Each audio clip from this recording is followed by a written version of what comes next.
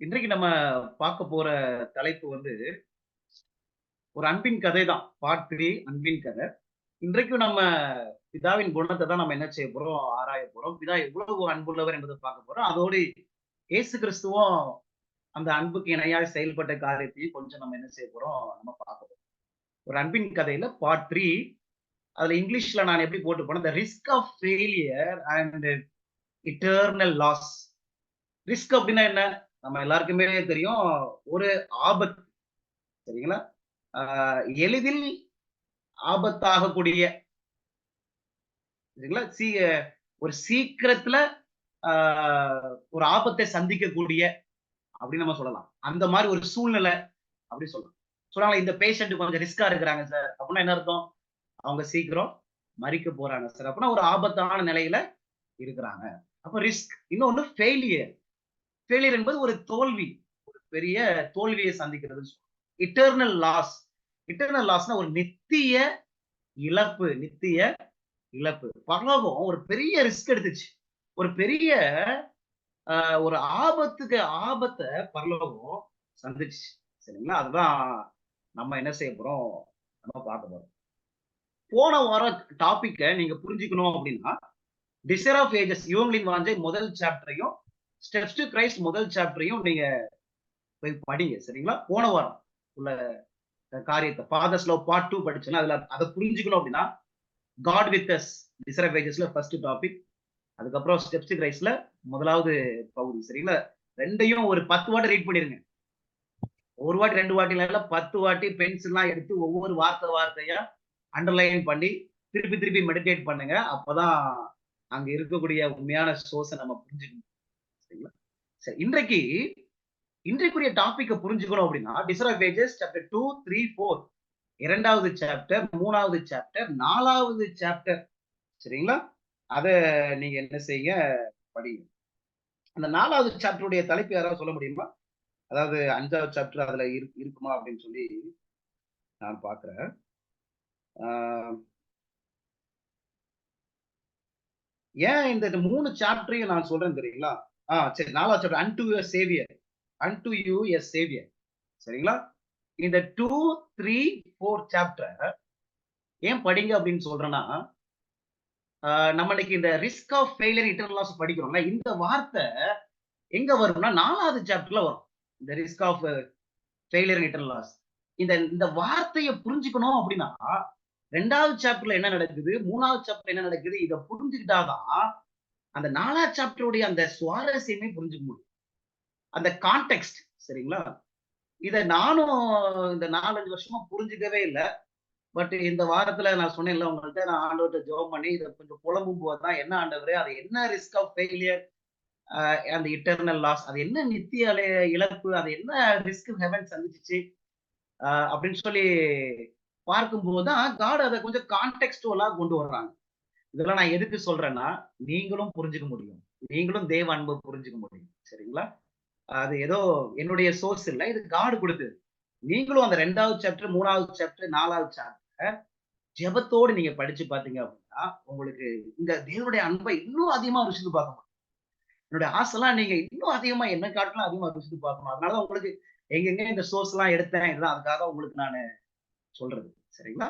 அப்ப இது எத சார்ந்து இருக்குது அப்படின்னா, இந்த இன்னைக்கு படிக்கக்கூடியது 2வது சாப்டர், 3வது சாப்டர், 4வது சாப்டர். அத நீங்க என்ன செய்ய படிங்க. அ யுகங்களின் வாஞ்சை என்ற புத்தகம் டிசைர் ஆஃப் ஏஜஸ் என்ற புத்தகத்துல நீங்க படிங்க. சரி. ஒரு 5 பாயிண்ட்ஸ் நம்ம பார்க்க போறோம். 5 பாயிண்ட்ஸ். சரிங்களா? முதலாவது பாயிண்ட். நான் பாயிண்ட் பை பாயிண்ட்டா சொல்றேன். அப்பதான் உங்களுக்கு புரியும். அநேக கொட்டேஷன்ஸ வாசிக்க போறோம். நானு பைபிளுக்கு அதிகமா முக்கியத்துவம் குடுப்பேன். அதனால பைபிள் வசனங்களே வாசிக்க போறோம். அதே நேரத்துல கொஞ்சம் விவரித்து சொல்லியிருக்கிறாங்க. பைபிள்ல சொன்னது தான் எலன் ஒயிட் விவரிச்சு சொல்லியிருக்கிறாங்க. அத கொஞ்சம் விவரித்து சொல்றது அத கொஞ்சம் படிக்கும்போது இன்னும் கொஞ்சம் நமக்கு புரிதல் அதிகமா இருக்கும். அவ்வளவுதான். வேற ஒண்ணும் இல்ல. சரிங்களா? முதலாவது பாயிண்ட். Point number 1. இந்த உலகத்த ஆண்டவர் எப்ப அழிப்பார்? எப்பல்லாம் ஆண்டவர் இந்த உலகத்த அழிக்கும்போது, இல்ல ஒரு ராஜ்யத்த அழிக்கும்போது, தேவன் எப்படிலாம் செயல்பட்டாங்க என்பத அந்த பாயிண்ட் நம்பர் 1ல பார்க்கலாம். 3 உதாரணத்த நான் எடுக்க போறேன். 3 உதாரணம். ஒரு நேஷனையோ, ஒரு ராஜ்யத்தையோ, ஒரு இடத்தையோ, ஒரு கூட்டம் மக்களையோ தேவன் வந்து அழிக்கும்போது, என்னென்ன காரியத்தை எல்லாம் ஸ்டெப்ஸ் எல்லாம் காட் எடுத்தாங்க என்பதை நம்ம பார்க்கணும். உதாரணத்துக்கு நோவா காலத்துக்கு நம்ம போறோம். நோவா காலத்துக்கு நம்ம போறோம். ஆதியாகமம் புஸ்தகம் 6ஆம் அதிகாரம். ஜெபத்தோடி எனக்காக ஜெபம் பண்ணிட்டு நீங்க இந்த சத்தியத்தை கேளுங்க, சரிங்களா? ஆதியாகமம் 6ஆம் அதிகாரத்துல ஆதியாகமம் 6ஆம் அதிகாரத்துல 11வது வசனத்துல இருந்து நான் வாசிக்கிறேன் பாருங்களேன். இந்த பூமி எப்படி இருந்துச்சு அப்படின்னு பாருங்க. ம். பூமியானது தேவனுக்கு முன்பாக சீர்கெட்டதா இருந்தது. பூமி கொடுமையினால் நிறைந்திருந்தது. தேவன் பூமியை பார்த்தால் அது சீர்கெட்டதா இருந்தது. மாம்சமான ஒரு பூமியின் மேல் தங்கள் வழியை கெடுத்துக் கொண்டிருந்தார்கள். அப்பொழுது தேவன் நோவாவை நோக்கி, மாம்சமான யாவரின் முடிவும் எனக்கு முன்பாக வந்தது. அவர்களாலே பூமி கொடுமையினால் நிறைந்தது. நான் அவர்களை பூமியோடு கூட அழித்து போடுவேன். பாருங்க, இப்ப தேவன் இந்த பூமியை அழித்து போடுறேன்னு சொல்றாங்க. அந்த சமயத்துல பூமியினுடைய நிலையை பாருங்களேன். பூமி எப்படி இருந்துச்சாம்? சீர்கெட்டதா இருந்துச்சாம். கொடுமையினால நிறந்திருந்துச்சாம். 12ஆம் வசனத்துல மீண்டும் சீர்கெட்டதா இருந்துச்சு அப்படின்னு வருது. அப்படிதானங்க? 13ஆம் வசனம் பாருங்க. அவர்களாலே பூமி கொடுமையினால் நிறைந்தது. சரிங்களா? அதே ஆதியாகமம் 6ஆம் அதிகாரத்துல 5வது வசனம் பாருங்க. 5ஆம் வசனத்துல மனுஷனுடைய அக்கிரமம் பூமியிலே பெருகினது. அவன் இருதயத்து நினைவுகளின் தோற்றம் எல்லாம் நித்தமும் பொல்லாததே என்று பொல்லாதது. இப்ப பாருங்க, சீர்கெட்டதா இருந்தது, கொடுமையா இருக்குது, அக்கிரமம் பூமியிலே பெருகிருச்சு. அவனுடைய இருதயத்தின் நினைவெல்லாம் எப்படி இருக்கு? பொல்லாததா இருக்குது. சரிங்களா? அப்ப அந்த சமயத்துல காட் என்ன செய்யறாங்க? இந்த உலகத்தை அழிக்கிறதுக்கு தீர்மானம் பண்றாங்க. ஆனா அந்த உலகத்தை அழிக்கிறதுக்கு தீர்மானம் பண்றதுக்கு முன்னாடி ஆண்டவர் என்ன செய்யறாங்க? ஆண்டவர் என்ன செய்யறாங்க? 2 பேதுரு ஒரு காரியத்தை செய்யறாங்க பாருங்க. 2 பேதுரு 2ஆம் அதிகாரம் 5வது வசனம். 2 பேதுரு 2ஆம் அதிகாரம் 5வது வசனத்தை பாருங்களேன். பூமி உலகத்தையும் பூர்வ உலகத்தையும் தப்ப விடாமல் நீதியை பிரசங்கித்தவனாகிய நோவா, அந்த சமயத்துல நோவா என்ன செய்யறாங்க? நீதியை குறித்து பிரசங்கிக்கிறாங்க. நீதியை குறித்து பிரசங்கித்ததுல முதலாவது நபர் நோவா என்று சொல்லி வேதாகமம் பதிவு ரைச்சஸ்னஸ் பத்தி பேசினதுல முதலாவது நபர் நோவா என்று வேதாகமம் பதிவு. அப்ப பூமி சீர்கெட்டதா இருக்குது, கொடுமையினால நிறைஞ்சிருக்குது, அக்கிரமத்தினால நிரம்பிருக்குது. அந்த சமயத்துல காட் யார அனுப்புறாங்க? நோவா மூலமா ஒரு செய்தியை அனுப்புறாங்க. நீதியை குறித்து ஒரு செய்திய தேவன் அனுப்புறாங்க. அதுக்கப்புறம் அதற்கு கீழ்ப்படியாத பட்சத்துல தேவன் என்ன செய்யறாங்க? அந்த பூமியை அழிக்கிறத நம்ம பார்க்க முடியும். 2வது சம்பவத்தை பார்க்கலாம். இந்த 2வது சம்பவம் நோவாவினுடைய லோத்துனுடைய சம்பவத்தை நம்ம போலாம். லோத்துனுடைய சம்பவம் ஆதியாகமம் 18ஆம் அதிகாரம் 20வது வசனம். ஆதியாகமம் 18ஆம் அதிகாரம் 20வது வசனம். பின்பு கர்த்தர் சோதம் கொமோராவின் கூக்குரல் பெரியதாய் இருப்பதினாலும் அவர்களின் பாவம் மிகவும் கொடிதாய் இருப்பதினாலும். பாத்தீங்களா? மீண்டும் அந்த கண்டிஷனை பாருங்க. அந்த சமயத்துல அந்த சோதம் கொமோரா எப்படி இருந்துச்சாம்?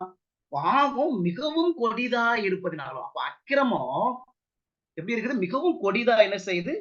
இருக்குது. இப்ப இந்த சமயத்துல ஆண்டவர் என்ன செய்றாங்க பாருங்க. ஆதியாகமம் புஸ்தகத்துல 19ஆம் அதிகாரத்துல 12வது வசனத்துல இருந்து நம்ம வாசிக்கிறோம் பாருங்க. 12வது வசனத்துல இருந்து, பின்பு அந்த புருஷர் லோத்தை நோக்கி, இவ்விடத்தில் இன்னும் உனக்கு யார் இருக்கிறார்கள்? மருமகனாவது உன் குமாரராவது உன் குமாரத்திகளாவது பட்டணத்தில் உனக்குரிய இவர்களாவது இருந்தால் அவர்களை இந்த ஸ்தலத்திலிருந்து வெளியே அழைத்து கொண்டு போ. நாங்கள் இந்த ஸ்தலத்தை அழிக்க போகிறோம். இவர்கள் கூக்குரல் கர்த்தருடைய சமூகத்தில் பெரிதா இருக்கிறது. இதை அழிக்க கர்த்தர் எங்களை அனுப்பினார் என்றார்கள். அப்ப இங்க ஒரு செய்தி கொடுக்குறாங்க. இதுதானே? உங்களுக்கு யாராவது இருந்தாங்கன்னா நீங்க என்ன செய்யுங்க? அழைத்து கொண்டு போங்க. இப்ப லோத்து செய்தி கொடுக்கிறாரா? 14வது வசனம் பாருங்க. 14வது வசனத்துல, அப்பொழுது லோத்து புறப்பட்டு தன் குமாரத்திகளை விவாகம் பண்ண போகிற தன் மருமக்கள் மாரோடு பேசி, நீங்கள் எழுந்து இந்த ஸ்தலத்தை விட்டு புறப்படுங்க. கர்த்தர் இந்த பட்டணத்தை அழிக்கப் போகிறார் என்றான். அவனுடைய மருமக்கள் மாரின் பார்வைக்கு அவன் பரியாசம் பண்ணுகிறதாக கண்டது. சரிங்களா? அப்ப இங்கவும் பாவம் மிகவும் பெரிதா இருக்குது. ஆனா காட் என்ன செய்யறாங்க, அங்க ஒரு செய்தி கொடுக்குறாங்க. செய்தி கொடுத்து அவங்களை காப்பாற்றுவதற்கு எடுக்கக்கூடிய ஸ்டெப்ஸ் எல்லாம் நம்ம பார்க்க முடியும். அந்த படியெல்லாம் நம்ம பார்க்க முடியும். இதுலயே நம்ம புரிஞ்சுக்கிறோம். ஆண்டவர் வந்து அழிக்கிறதுக்கு விரும்பக்கூடிய தெய்வன் அல்ல. காப்பாற்றுகிறதற்கு விரும்பக்கூடிய தேவன். அதனாலதான் ஆண்டவர் என்ன செய்யறாங்க, ஒரு செய்திய குடுக்குறாங்க. இன்னும் ஒரு இன்சிடென்ட் பாருங்களேன். 3வது ஒரு சம்பவம் பாருங்க. யோனா புஸ்தகம் நம்ம போலாம். யோனா புஸ்தகத்துக்கு போலாம். யோனா 1ஆம் அதிகாரத்துல முதல் 2 வசனத்தை நம்ம வாசிக்கலாம் பாருங்க. யோனா 1ஆம் அதிகாரத்துல முதல் 2 வசனம். அமித்தாவின் குமாரனாகிய யோனாவுக்கு கர்த்தருடைய வார்த்தை உண்டாகி, அவர் நீ எழுந்து மகா நகரமாகிய நினைவுக்கு போய் அதற்கு விரோதமாக பிரசங்கி, அவர்களுடைய அக்கிரமம் என் சமூகத்தில் வந்து எட்டினது என்றார். ஆண்டவர் என்ன சொல்றாங்க, எப்பா நீ வந்து நினைவுக்கு எதிராக என்ன செய்ய பிரசங்கி, அவருடைய அக்கிரமம் என் சமூகத்தில் வந்து எட்டினது. எப்படிப்பட்ட அக்கிரமம் அவங்கள்ட்ட இருந்துச்சு, அவங்கள்ட்ட காணப்பட்டுச்சு? யோனா 3ஆம் அதிகாரம் போங்களேன். யோனா 3ஆம் அதிகாரத்துல 8வது வசனம் படிச்சோம்னா, 8வது வசனத்துல மனுஷரும் மிருகங்களும் ரெட்டினால் மூடிக்கொண்டு தேவனை நோக்கி உரத்த சத்தமாய் கூப்பிடவும், அவரவர் தம் தம் பொல்லாத வழியையும் தம் தம் கைகளில கொடுமையை விட்டு திரும்ப கடவர்கள். அப்ப எப்படிப்பட்ட பாவங்கள் அவங்கள்ட்ட இருந்துச்சு? பொல்லாத வழிகளில கொடுமையினால அவங்க என்ன செஞ்சாங்க? நிரம்பி இருந்தாங்க.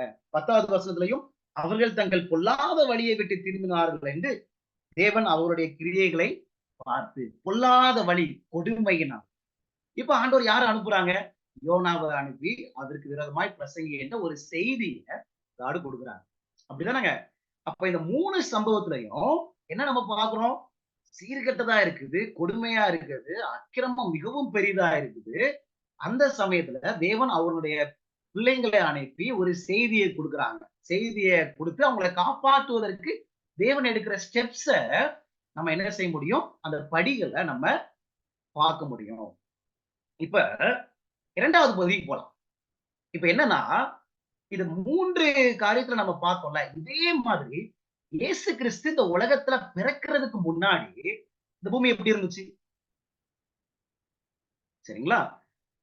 ஏன்னா இததான் டிஸ்டர் ஆஃப் ஏஜஸ்ல இவங்க வந்து 2nd chapter, 3rd chapter, 4th சாப்டர்ல இப்படிதான் பேசுறாங்க.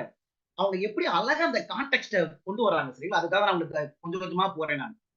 அந்த ரிஸ்க் ஆஃப் ஃபெயிலியர் இட்டர்னல் லாஸ்ன்னு சொல்றாங்கல்ல, அது எவ்வளவு பெரிய ஆபத்த பலவும் சந்திச்சு நித்திய இழப்பே உண்டாயிருக்கும் இயேசு கிறிஸ்து. ஒரு பெரிய தோல்வியே உண்டாயிருக்கும். அப்ப அந்த கருத்தை கொண்டு வருவதற்கு அவங்க ரொம்ப அழகா சீக்வன்ஸா கொண்டு வராங்க. இயேசு கிறிஸ்து இந்த உலகத்துல பிறக்கிறதுக்கு முன்னாடி அந்த உலகம் எப்படி இருந்துச்சு அப்படின்னு சொல்லி எலனட் அம்மையார் பேசுறாங்க. சரிங்களா? அப்ப பேசிட்டு என்ன சொல்றாங்கன்னா, இந்த சமயத்துல பிதா என்ன செஞ்சாரு? உங்களுக்கு புரியுதா?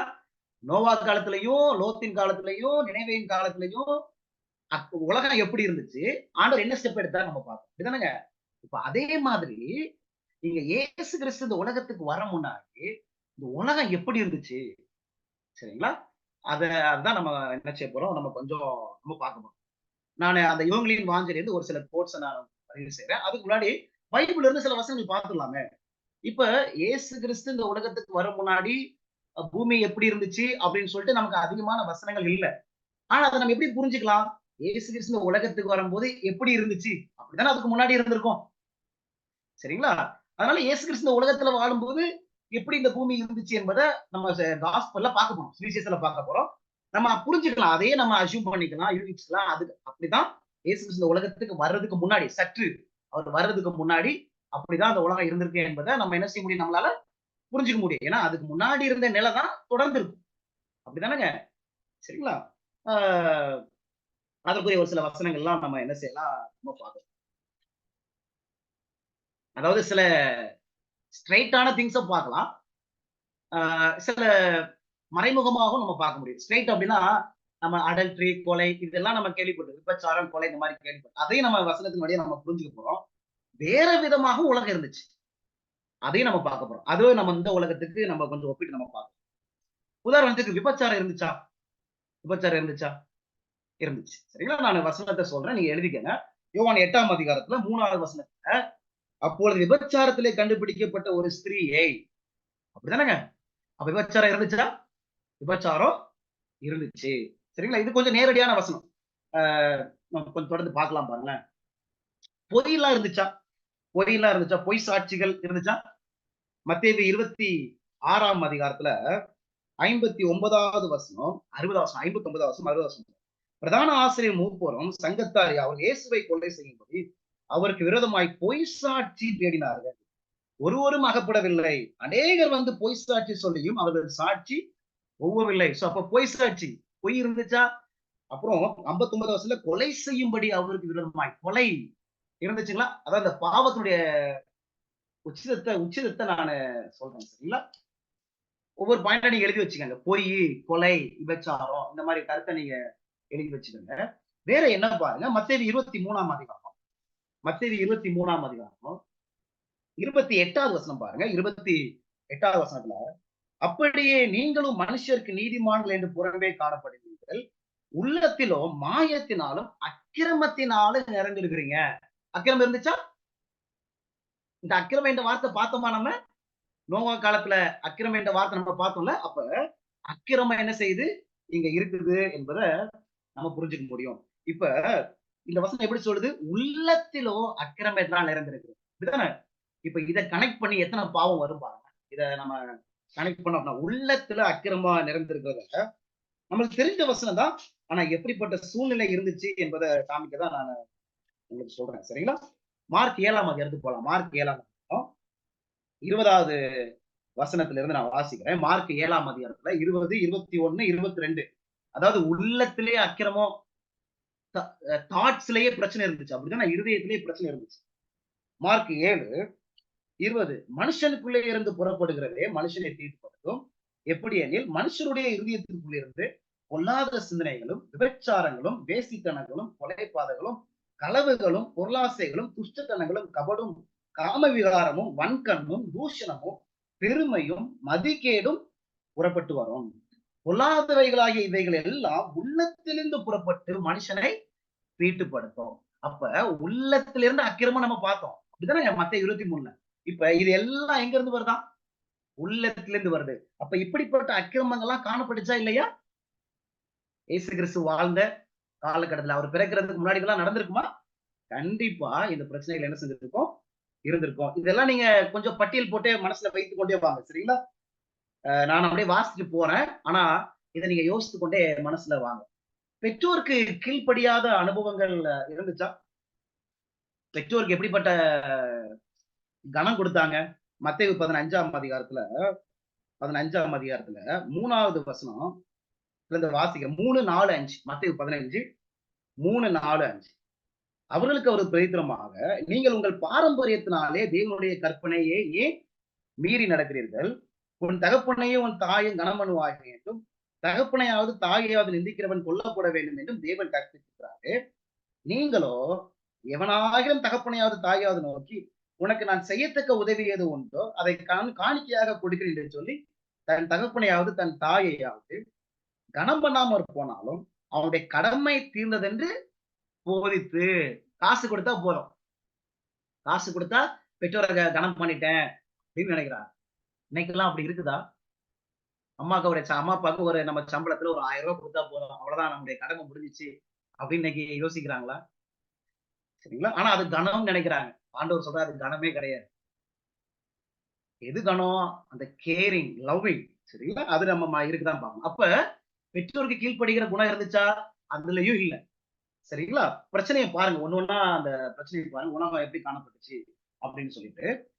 ஆ இப்ப சில மேற்கோள்கள் நான் வாசிக்கிறேன். அவங்க கொஞ்சம் வித்தியாசமா சொல்றாங்க. இதெல்லாம் நம்ம வேதாகமத்துல நேரடியா பார்க்கிறோம். இப்ப சில மேற்கோள்கள வாசிக்கிறேன். அந்த சமயத்துல உலகம் எப்படி இருந்துச்சு பாருங்க. பாயிண்ட் பை பாயிண்டா நீங்க பாருங்க. சரிங்களா?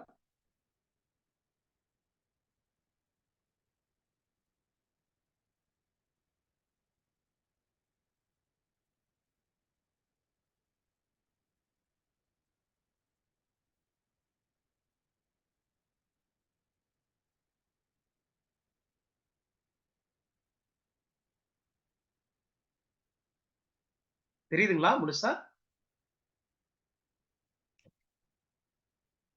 சரி.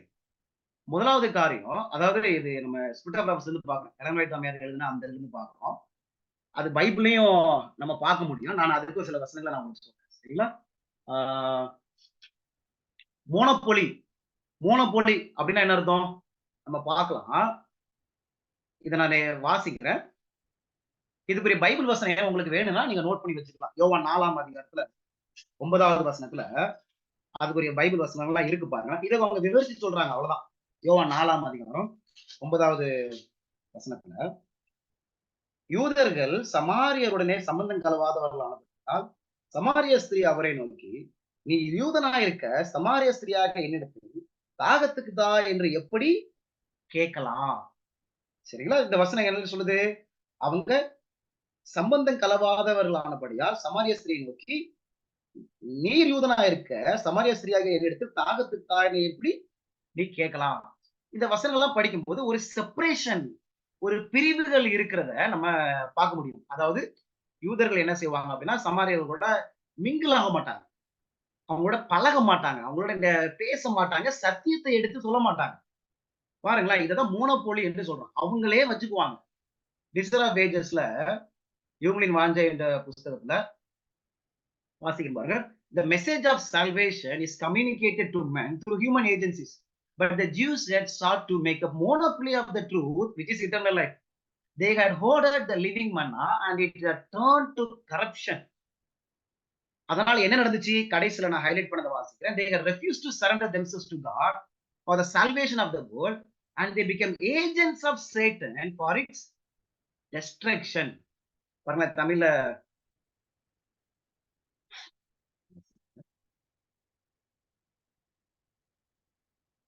ரட்சிப்பின் தூது மனித ஏதுகரங்களின் மூலமாக மனிதர்களுக்கு கொடுக்கப்பட்டுள்ளது.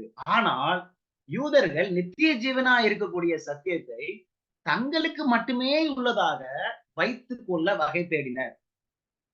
கடைசி வாசிக்கிறேன். உலகத்தின் ரட்சிப்பிற்காக தேவனிடம் சரணடைய மறுத்து அதன் அழிவிற்காக அவர்கள் சாத்தானின் ஏதுகரங்கள் ஆயினர். சரிங்களா? அப்ப எப்படி இருக்கிறாங்க இவங்க? சாத்தானின் ஏதுகரங்கள் ஆயிட்டாங்க. ஏன்? அந்த அவங்க சத்தியத்தை மத்தவங்களுக்கு சொல்லி கொடுக்கணும்னு சொல்லி ஆண்டவர் அந்த பொறுப்பை கொடுத்திருந்தாங்க. ஆனா அவங்க தனக்கே வச்சிருந்தாங்க. என்ன ஆகும்? அதுல 4வது வரியை பாருங்க. ஜீவ மன்னாவை அவர்கள் சேமித்து பதுக்கி வைத்தனர், ஆனால் அது கெட்டு போய் விட்டது. ஒரு சாப்பாட நம்ம ரொம்ப நாளா வைத்திருந்தோம்னா அது என்ன செய்யும்? கெட்டு போயிடும். அது மாதிரி இவங்க சத்தியத்தை தனக்கே சேமித்து வச்சிருந்தாங்க, அதனால கெட்டு போயிருச்சு. அப்படின்னா எது கெட்டு போயிருச்சு? சத்தியம் சத்தியம் அவங்களுக்கு கொடுக்கப்பட்ட அந்த வெளிச்சம் கெட்டு போனதாக மாறிடுச்சு. இதுல ரொம்ப அழகா இருக்கும். இதையும் டிசரா பேஜஸ்ல எழுதுறாங்க. They did not become the light of the world, but shut themselves away from the world in order to escape temptation to idolatry. In the instruction given through Moses, God had placed restrictions upon their association with idolaters, but these teachings had been misinterpreted. It was intended to prevent them from conforming to the practices of the heathen, but it was used to build up a wall of separation between Israel and all other nations. ஆண்டவர் சொன்னாரு, எப்பா நீங்க அவங்களோட கலந்து சம்பந்தம் கலந்துக்காதுங்க. இதெல்லாம் ஆண்டவர் சொன்னாரு. ஏன்? அவங்களுடைய பிராக்டிஸ ஃபாலோ பண்ணிடக்கூடாது. அவங்க என்ன பின்பற்றாங்களோ அது உங்க பழக்கத்துல வந்துடக்கூடாது என்பதற்காக சொன்னாங்க. ஆனா அவங்க என்ன நினைச்சிட்டாங்க தெரியுமா? அவர்கள் உலகத்திற்கு ஒளியாக இருக்கவில்லை, ஆனால் உருவ வழிபாடு எனும் சோதனை தப்பித்துக் கொள்வதற்காக தங்களை பிறரிடமிருந்து தூரமாக விலக்கிக் கொண்டனர். தேவன் மோசைக்கு கொடுத்த உபதேசத்தில் உருவ வழிபாட்டினருடன் உள்ள உறவின் மீது கட்டுப்பாடு விதித்திருந்தார். ஆனால் இந்த போதனை தவறான விதத்தில் பொருள் கொள்ளப்பட்டது. நான் கீழே வாசிக்கிறேன். சரி, அவர்கள் அஞ்ஞானிகளின் பழக்க வழக்கங்களோடு இசைந்து போகக்கூடாது என்பதற்காக அதை தடுக்கும் நோக்கத்துடன் கொடுக்கப்பட்டிருந்த இது இஸ்ரவேலர்களுக்கும் மற்ற ஜாதியினருக்கும் இடையில் பிரிவினையாகிய ஒரு சுவரை கட்டுவதற்கே பயன்படுத்தப்பட்டது. அப்ப என்ன பிரச்சனை? ஆண்டவர் அவங்களுடைய பாவத்தை பின்பற்றிக்க கூடாது என்பதற்காக நீங்க அவங்களோட கலந்து பேசாதுங்க அப்படின்னு சொன்னாங்க, சம்பந்தம் கலக்காதுன்னு சொன்னாங்க. ஆனா என்ன செஞ்சுட்டாங்க? ஒரு பிரிவினையே கொண்டு வந்தாங்க. இதனால என்ன நடந்துச்சு? சத்தியம் கெட்டு போச்சு. தேவனுடைய போதனை தவறான விதத்துல அது என்ன செய்யப்பட்டுச்சு? பொருள் கொள்ளப்பட்டது. சரிங்களா? அதனாலதான் இயேசு கிறிஸ்து என்ன சொல்லுவார் தெரியுமா? வேதாந்த நம்ம படிக்கும் பொழுது மத்தேயு 22ஆம் அதிகாரத்துல 29ஆம் வசனம் பாருங்களேன். மத்தேயு 22ல 29ல ஏசப்பா என்ன சொல்லுவாங்கன்னா, இயேசு அவர்களுக்கு பிரதியுத்தரமாக, நீங்கள் வேத வாக்கியங்களையும் தேவனுடைய வல்லமையும் அறியாமல் தப்பான எண்ணம் கொள்ளுகிறீர்கள். இயேசு என்ன சொல்றாங்க? நீங்க வேத வாக்கியத்தை சரியா நீங்க என்ன செய்யல? நீங்க அறியல. எனக்கு என்னன்னா, எதுக்கு இந்த பாயிண்ட நான் ரொம்ப வலியுறுத்தி சொல்றேன்னா, இந்த பிரச்சனை நம்மட்ட இருக்குங்களா? இந்த பிரச்சனை நம்ம இத யோசிச்சிருக்கிறோமா? இந்த பிரச்சனை நம்மட்ட இருக்கிறது. நம்மளும் சில நேரங்கள்ல மிங்கிள் ஆகுறதே இல்லல்ல. இந்த மிங்கிள் ஆகுற பழக்கம். நானு காலேஜ்ல படிக்கும்போது, அதாவது ஆரம்ப காலத்துல சத்தியத்த அறியும் பொழுது, ஆ நமக்கு எனக்குள்ளே ஒரு பெருமை. நம்மலாம் ஹோலி. தனியா இருந்துக்குவேன் நானு. தனியா யாரு கூடயும் பேசாம, அவங்க கூடலாம் பேசினா நம்ம பாவம் செஞ்சுருவோம், தப்பு செஞ்சுருவோம் அப்படின்னு சொல்லிட்டு என் கூட இருக்கிற பேட்ச் மேட்ஸ் என் பசங்களோடயும் மிங்கிள் ஆக மாட்டேன். ஆனா ஜீசஸ் நீங்க மினிஸ்ட்ரி ஆஃப் ஹீலிங்ல படிச்சு பாருங்க. அவரு எல்லார்ட்டயுமே மிங்கிள் ஆவாரு. சாப்பிடுவாரு, கூட இருப்பாரு, படுப்பாரு, தூங்குவாரு, உறங்குவாரு. அழகான ஒரு குணம் அது. சரிங்களா? அந்த மிங்கிலிங் பார்ட். அந்த மிங்கிலிங் இல்ல அப்படின்னா, நாளுக்கு நாளு நம்ம குணம் கெட்டு போயிரும். நம்மட்ட வைத்திருக்கிற சக்தி என்ன செஞ்சிரும்? கெட்டு போயிரும். அந்த நிலைமை என்ன செய்யப்பட்டுச்சு? காணப்பட்டுச்சு. பாருங்க அடுத்த ஒரு பிரச்சனை பாருங்க. முக்கியமான பிரச்சனை. இதுக்கு வசனம் நம்ம ஒரு வசனம் சொல்றேன். இந்த வசனம் நீங்க எழுதி வைத்துக் கொள்ளுங்க. ரோமர் 9ஆம் அதிகாரம். ரோமர் 9ஆம் அதிகாரம் 31வது வசனம், 32வது வசனம். ரோமர் 9, 31, 32ல ரைச்சஸ்னஸ் பை ஒர்க்ஸ் கிரியைகளினால நீதியை தேடுற பிரச்சனை இருந்துச்சு. நீதி பிரமாணத்தை தேடின இஸ்ரவேலரோ நீதி பிரமாணத்தை அடையவில்லை. எண்ணத்தினால் என்றால் அவர்கள் விசுவாசத்தினாலே அதை தேடாமல் நியாய பிரமாணத்தின் கிரியைகளினாலே தேடினால் அதை அடையவில்லை. அப்ப நீதி எப்படி தேடினாங்க அவங்க? நியாய பிரமாணத்தின் கிரியைகளினால அவங்க நீதி என்ன செய்யறாங்க? தேடுறாங்க. சரிங்களா? இங்க பாருங்களேன். ரொம்ப பியூட்டிஃபுல்லா இருக்கும். எனக்கு இந்த மெசேஜ் கொஞ்சம் ரொம்ப ரசிச்சிருச்சு. இந்த இந்த கோட் நீங்க பாருங்களேன். ரொம்ப அழகா இருக்கு. இது டிஸ்ரா பேஜஸ் 35 paragraph 2ல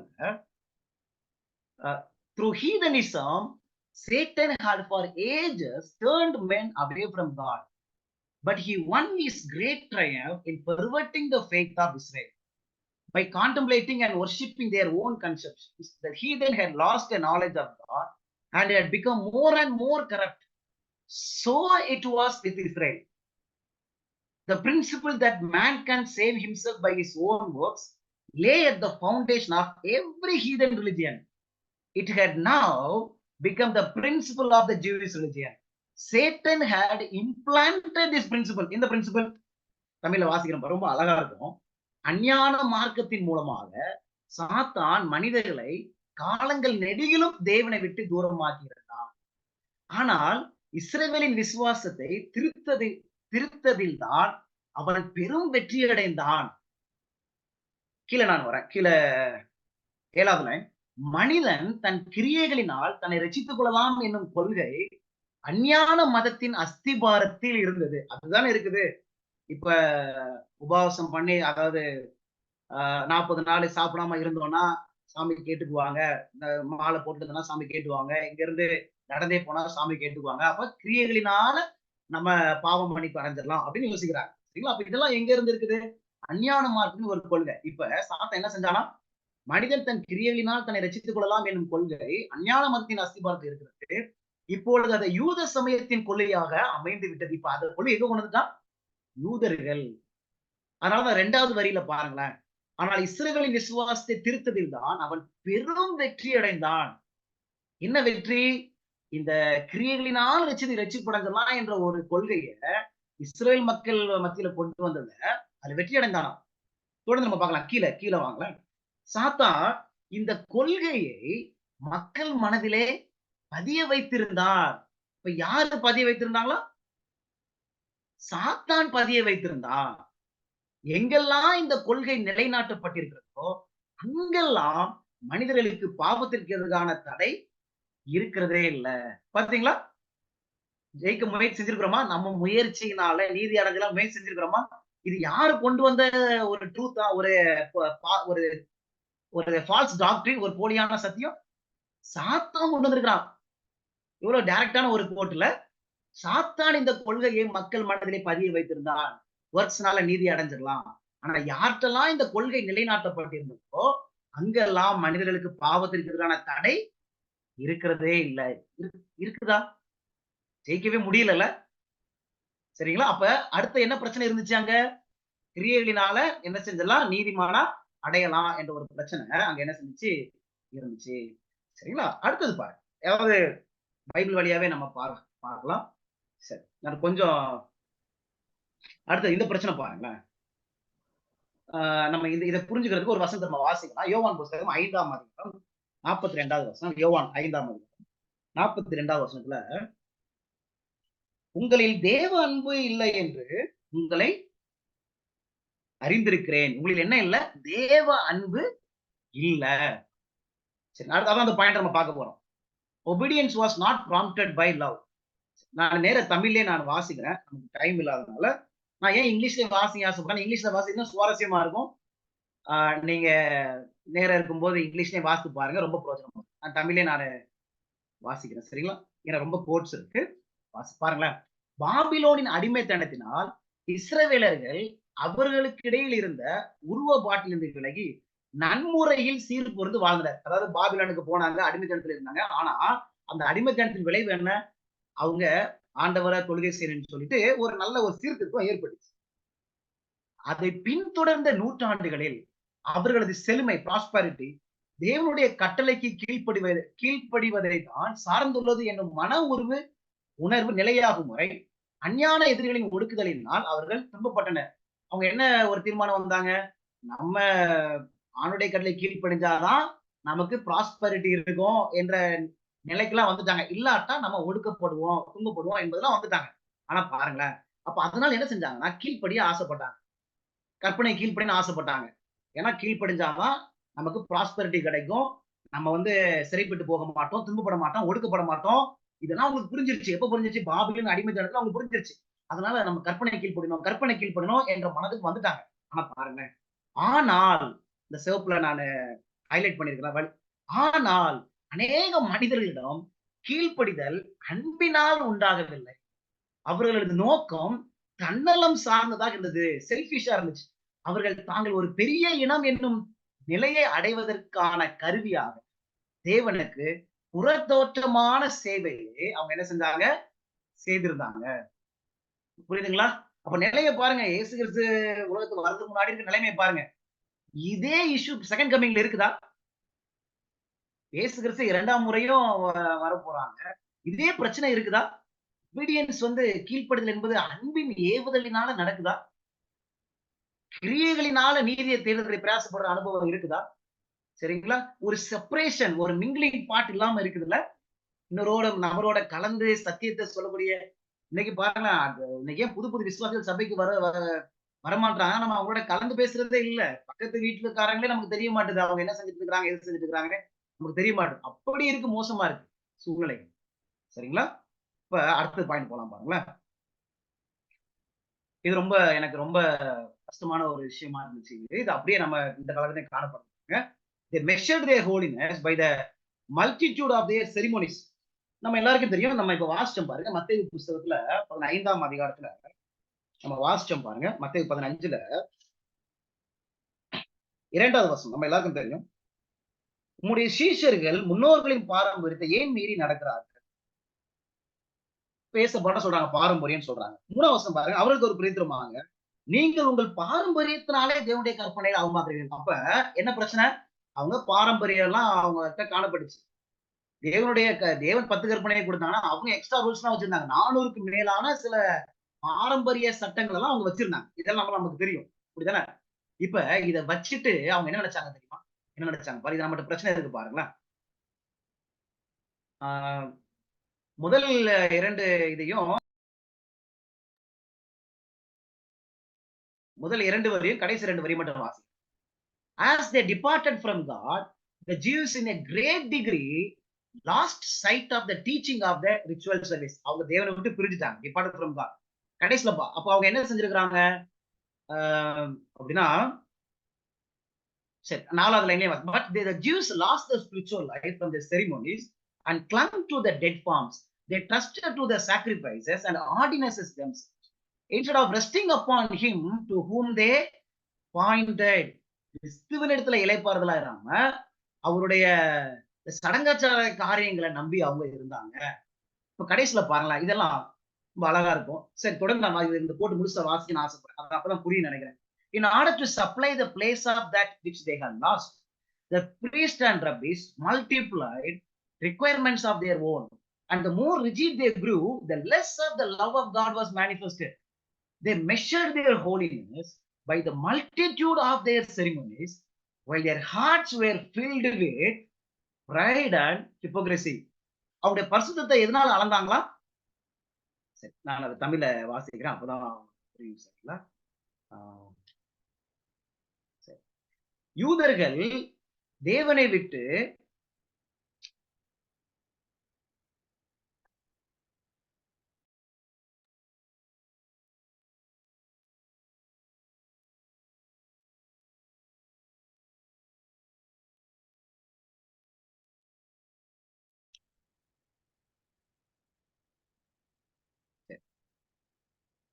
நுணுக்கமானதும் பாரமானதுமான தடைகளினால் பிரமாணத்துக்கு கீழ்ப்படுவது என்பது இயலாதாக இருந்தது.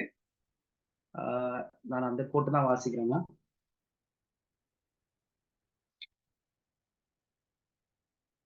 சரி, இந்த யூதர்கள் தேவனை விட்டு விலகி சென்ற போது சடங்காச்சார ஊழியங்களை பற்றிய போதனைகளை சாட்சியை பெருமளவிற்கு இழந்திருந்தனர். அந்த ஆராதனை முறை கிறிஸ்துவினாலேயே ஏற்படுத்தப்பட்டிருந்தது. அதன் ஒவ்வொரு பகுதியும் அவரது அடையாளமாக இருந்தது. அது முழுமையான உயிரோட்டம் உள்ளதாகவும் ஆவிக்குரிய அளவுள்ளதாகவும் இருந்தது.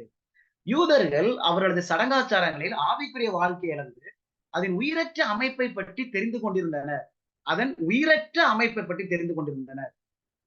அப்ப ஆவிக்குரிய வாழ்க்கையை இழந்து அந்த பழிமுறைகளும் சட்டத்திட்டங்களும் எவரை சுட்டி காண்டிருந்தனவோ அவரை சார்ந்திருப்பதற்கு பதிலாக,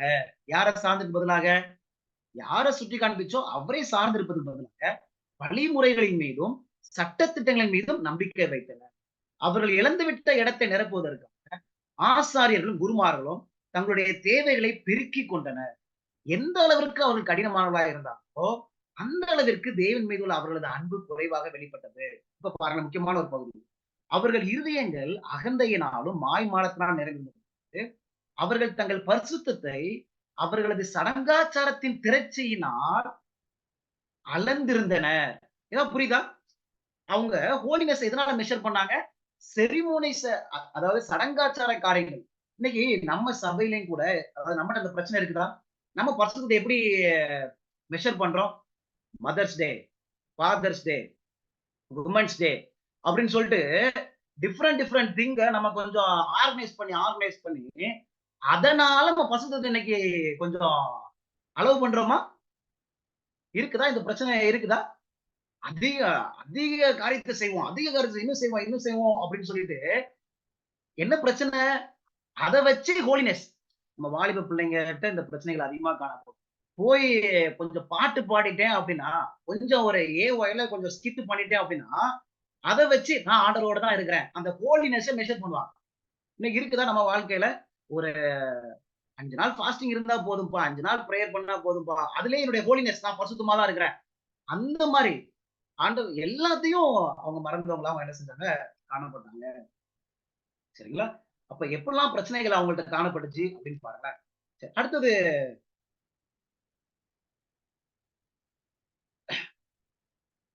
சரி, அடுத்த பிரச்சனை பாருங்க. இதுதான் இன்னும் கொஞ்சம் இந்த சூழ்நிலையை பார்க்க போறோம். இயேசு கிறிஸ்து வாழ்றதுக்கு முன்னாடி அந்த சூழ்நிலை ஒண்ணுனா நம்ம பார்த்துட்டு வரோம். இது ரொம்ப எவ்வளவு மோசமா இருந்துச்சுன்னு பாருங்க. நானு தமிழே வாசிக்கிறேன் நேரடியா. இது வந்து டிஸ்ராக் பேஜஸ்ல 36 paragraph 3. சாத்தானின் ஏவலர்கள் மனிதர்களுடன் ஒன்றுபட்ட நிலையில் இருந்தனர். பாருங்க, இது இங்கிலீஷ்ல satanic agencies were incorporated with man. அப்ப சாத்தான் ஏவலர்கள் எப்படி மனிதர்களுடன் ஒன்றுபட்ட நிலையில் இருந்தாங்க. அதாவது அந்த காலகட்டத்துல இயேசு கிறிஸ்து பிறக்க முன்னாடி அந்த காலகட்டத்துல அப்படி இருந்தாங்க. தேவன் வாசம் செய்யும் இடமாக இருக்கும்படி ஏற்படுத்தி இருந்த மனித உடல்கள் பிசாசுகள் வாழும் இடங்களாக மாறி இருந்தன. இருந்துச்சா இல்லையா? இயேசு கிறிஸ்து உலகத்துக்கு வரும்போது எவ்வளவு பிசாசு லேசப்பா துரத்துனாங்கல்ல? அப்ப அந்த பிரச்சனை இருந்துச்சா? இருந்துச்சு. அப்ப தேவன் வாசம் செய்யும் இடமாக இருக்கும்படி ஏற்படுத்த மனித உடல்கள் பிசாசுகள் வாழும் இடங்களாக மாறின மிக மிக கீழ்த்தரமான இச்சைகளை நடப்பிக்கும்படி உணர்ச்சியின் நரம்புகள், ஆசைகள், மனித அவயங்கள் ஆகியவற்றின் மீது இயற்கையின் மிஞ்சின வல்லமைகள் செயலாற்றின. பாருங்க எப்படி எல்லாம் இருந்துச்சு பாருங்க. ஒவ்வொருடைய நரம்பு, ஆசை, அபயம் எல்லாமே பாவத்தினால் நிரம்பி இருந்துச்சுங்களா. மனிதர்களின் முகங்களின் மீது பிசாசுகள் முத்திரை குத்தப்பட்டிருந்தன. மனித முகங்கள் அவைகளின் மீது தங்கியிருந்த லேகியோன்களான தீமைகளின் உணர்வுகளை பிரதிபலித்து காட்டியிருந்தன. உலக மீட்பர் நோக்கிய போது எதிர்கால நிலைமை அப்படிப்பட்டதாக இருந்தது. எல்லையற்ற தூயவர் பார்வைக்கு அது எப்படிப்பட்ட காட்சி பாத்தீங்களா? அதாவது இந்த காரியத்துல உங்க மனசுல வச்சுட்டே வாங்க. அப்பதான் இது புரியும். எப்படி இருந்துச்சு பாருங்க பூமி. சரிங்களா? அடுத்த இது பாருங்களேன். அந்த நான் ரெட்ல போட்டுங்க வாசிக்கிறேன். இருதயங்களுக்குள் கலகம் ஆழமாக வேரூன்றி இருந்தது. பரலோகத்துக்கு எதிரான மனிதனின் பகைமை மிகவும் தீவிரமானதாக இருந்தது. இங்கிலீஷ்ல வாசி. rebellion had struck its roots deep into the heart and the hostility of man was most violent against heaven. சரிங்களா? அப்ப பரலோகத்துக்கு எதிரான மனிதனின் பகை மிகவும் தீவிரமானதாக இருந்தது. அப்படியே பார்த்துட்டே வாங்க.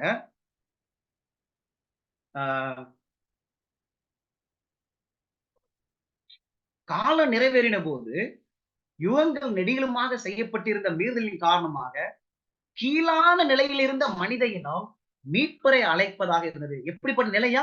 கீழான நிலைக்கு அது போயிருச்சுங்களா. பூமிக்கும் பரலோகத்திற்கும் இடையில இருந்த இடைவெளியை கடக்க கூடாதபடிக்கு ஆழப்படுத்துவதற்காக சாத்தான் பணியாற்றி கொண்டிருந்தான். மிகவும் ஆழத்தை உண்டு பண்ணிட்டு இருந்தான். அவனது தவறான தன்மையினால் பாவம் செய்வதில் மனிதர்களை துணிகரமாக்கி கொண்டிருந்தான். துணிகரமானவர்களாக இருந்தான். தேவனுடைய பொறுமையை இழக்க செய்து மனிதன் மீதுள்ள அவரது அன்பை அணைத்து போட்டு அதனால் அவர் இந்த உலகத்தை சாத்தானுடைய ஆளுகையின் நிலைக்குள் கைவிட்டுப்படும்படி செய்வது அவனுடைய நோக்கமாக. என்ன நோக்கமா இருந்துச்சு? ஆண்டவர் எப்படியாவது அவருடைய அன்பை முழுமையா எக்ஸ்டிங்யூஷ் பண்ணிடணும், அணைத்து போட்டுட்டு இந்த உலகத்தை கைவிட்டுணும். அதுக்கு என்னென்ன செய்யணுமோ அப்படி எல்லாத்தையும் அவன் என்ன செஞ்சானா. பாருங்களேன், இதெல்லாம் உங்க மனசுல நீங்க ஃபர்ஸ்ட் இந்த பாயிண்ட்ஸ் எல்லாம் நம்ம படிச்சோம்ல. விபச்சாரம் நம்ம படிச்சோம். அதுக்கப்புறம் பெட்ரோல் கீழ்ப்படியாம இருந்தாங்க. அவங்களோட இருதயம் அசுத்தமா இருந்துச்சு, அக்கிரமத்தினால இருந்துச்சு. நியாயப்பிரமாணத்தின் கிரியை நீதிமானாக்கப்படுறது, நியாயப்பிரமாணத்தின் கிரியையினால நீதிமானாக்கிறதுக்கு அவங்க முயற்சி செஞ்சாங்க. அன்பு இல்லாம அவங்க செயல்பட்டாங்க. பரிசுத்தத்தை எப்படி அளந்தாங்க? அவங்க செய்கிற சில சடங்காச்சாரத்தை செய்யறது மூலமா அவங்க அளந்தாங்க. அப்புறம் மனிதர்கள் எப்படி இருந்தாங்களா? ரிபெலியன் ஹேஸ் நம்ம பார்த்தோம். சாத்தான ஏவுலகர்கள் மனிதர்கள் ஒன்றுபட்ட நிலையில இருந்தாங்க.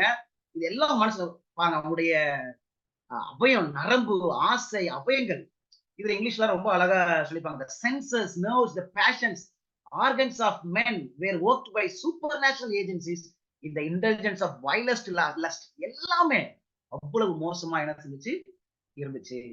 இப்ப இதெல்லாம் நீங்க மனசுல வச்சுக்கோங்க. இதை புரிஞ்சாதான் அடுத்தது நமக்கு நல்லாவே புரியும். இந்த சமயத்துல இதுல பாருங்களேன். இதுல ஃபர்ஸ்ட் லைன் மட்டும் வாசிக்கிறேன். The deception of sin had reached his height.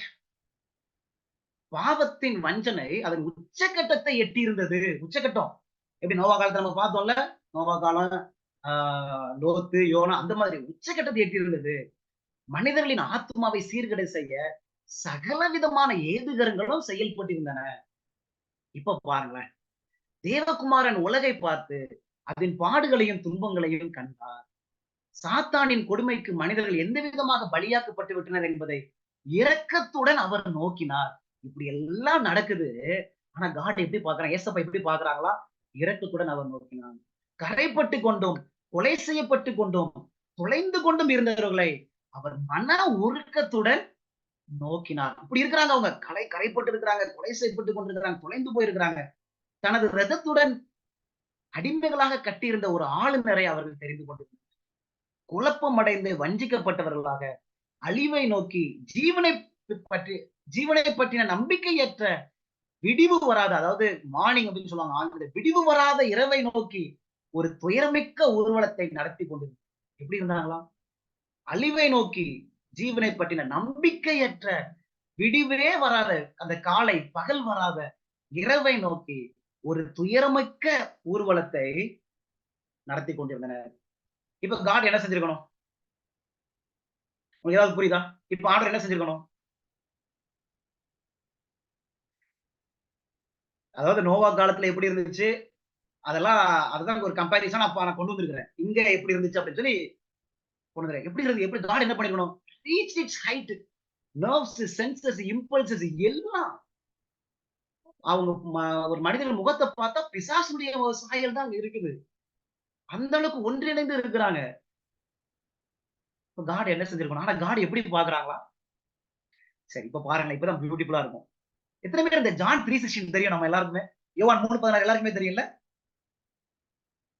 தேவன் தம்முடைய ஒரே பேரான குமாரனை அனுப்பிலாம் நம்ம படிக்கலாம். ஆனா எப்ப அனுப்புனார் தெரியுமா? பாருங்க.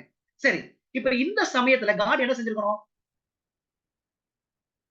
உச்சகட்டம். இதெல்லாம் யோசித்து பாருங்க. காட் அழிச்சிருக்கணும். அப்படிதானே? உங்களுக்கு புரியுதா சொல்ல வர்றது? இதெல்லாம் ஒண்ணா போட்டு ஒரு பேஜ்ல இதெல்லாம் ஒண்ணா போட்டு பார்த்தா, இப்ப என்ன செய்யணும் காட்?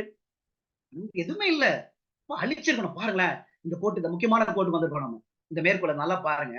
நம்ம எத்தனை முறை இந்த யோவான் 3:16 படிச்சிருப்போம். ஆனா அந்த கான்டெக்ஸ்ட பாருங்க. எலமெண்ட் சூப்பரா சொல்லியிருப்பாங்க. எனக்கு அது ரொம்ப ரொம்ப பிடிச்சிருச்சு. இதுல இத ரொம்ப அழகா இருக்கும். இத பாருங்களேன். அடுத்த மட்டும் நீங்க யோவான் 3:16 படிக்கும்போது வித்தியாசமா படிப்பீங்க. பாருங்களேன்.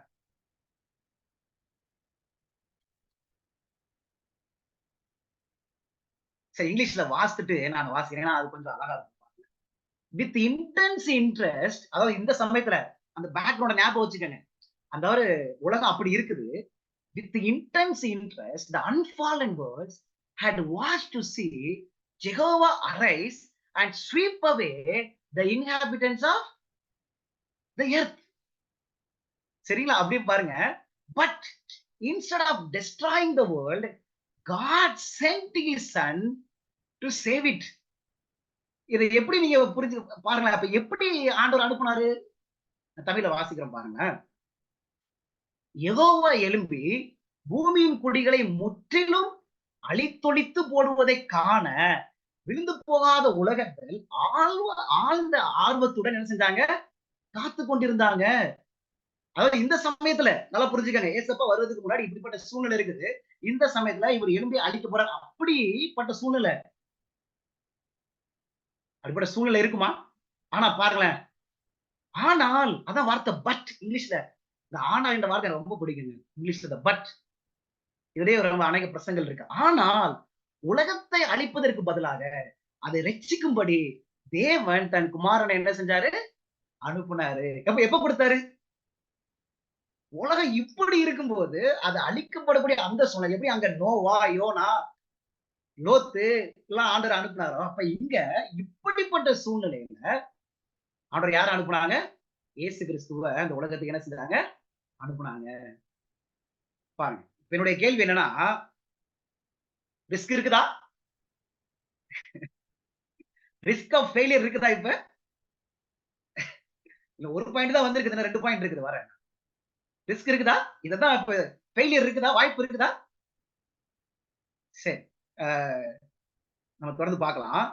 பிரிந்து போய்விட்ட இந்த உலகத்தின் ஒவ்வொரு பகுதியிலும் அழிவும் பாருங்க, அத ரொம்ப அழகா இங்கிலீஷ்ல though corruption and defiance might be seen in every part, every part. தமிழ்ல பிரிந்து போய்விட்ட இந்த உலகத்தின் ஒவ்வொரு பகுதியிலையும் அழிவும் கீழ்ப்படியாமையும் காணப்பட்டாலும், ஒவ்வொரு பகுதியிலையும் அழிவும் கீழ்ப்படியாமையும் காணப்பட்டாலும் அதை குணப்படுத்தும் ஒரு பாதை ஏற்படுத்தும். சாத்தான் வெற்றி அடைந்து விடுவதை போல காணப்பட்ட அந்த நெருக்கடியில் தெய்வீக கிருபை என்னும் தூதுடன் தேவகுமாரன் என்ன செஞ்சாரு? வந்தாரு.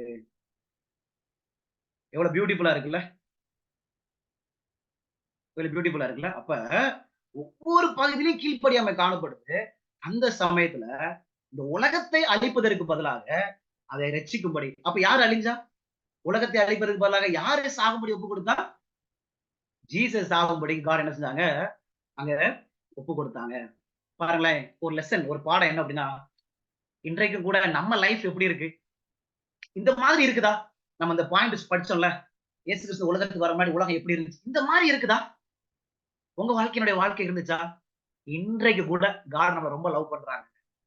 இப்படி உலகத்தை அழிப்பதற்கு பதிலாக தேவகுமாரனை கொடுத்தாரோ, இன்னைக்கு கூட நம்ம அவர்கிட்ட போகும்போது நம்மளை அழிப்பதற்கு பதிலாக கிரைஸ்ட நமக்கு கொடுக்கறதற்கு அவர் ஆயத்தமா இருக்கிறார். ஒரு அளவு அருமையான ஒரு சத்தியத்தை கொடுக்குறாங்கல்ல.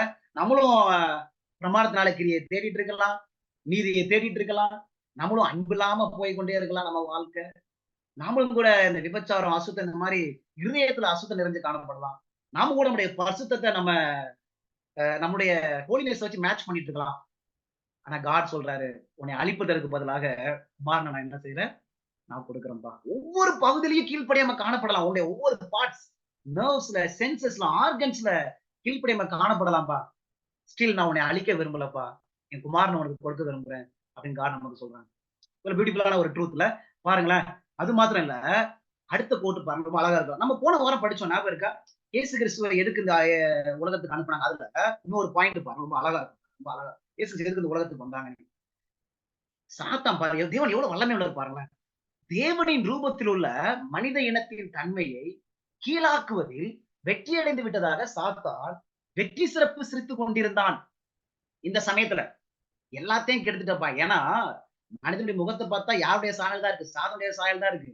ஆண்டவர் தங்குற இடத்துல அவன் வாசம் செஞ்சுட்டு இருக்கான். பாருங்க, தேவனின் ரூபத்தில் உள்ள மனித இனத்தின் தன்மையை கீழாக்குவது வெற்றியடைந்து விட்டதாக சாத்தான் வெற்றி சிரிப்பு சிரித்துக் கொண்டிருந்தான்.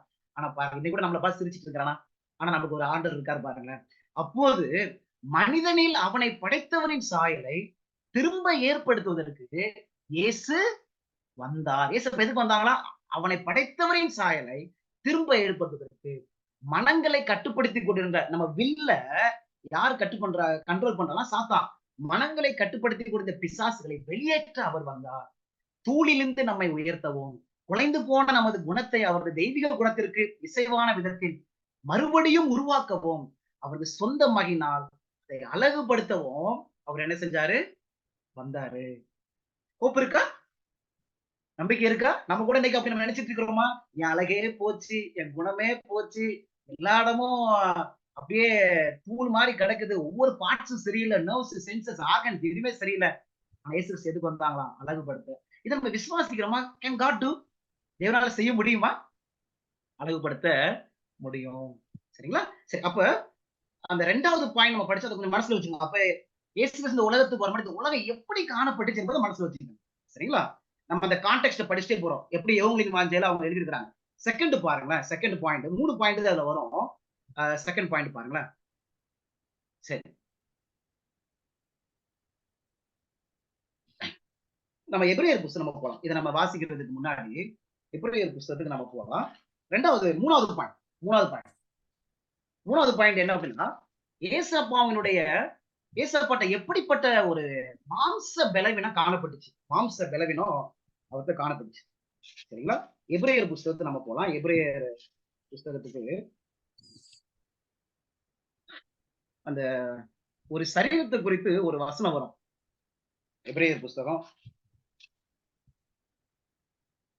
நான் உனக்கு ஒரு சரீரத்தை ஆயத்தம் பண்ணேன்னு சொல்லி வசனம் படிச்சிருக்கீங்களா? எபிரேயர்ல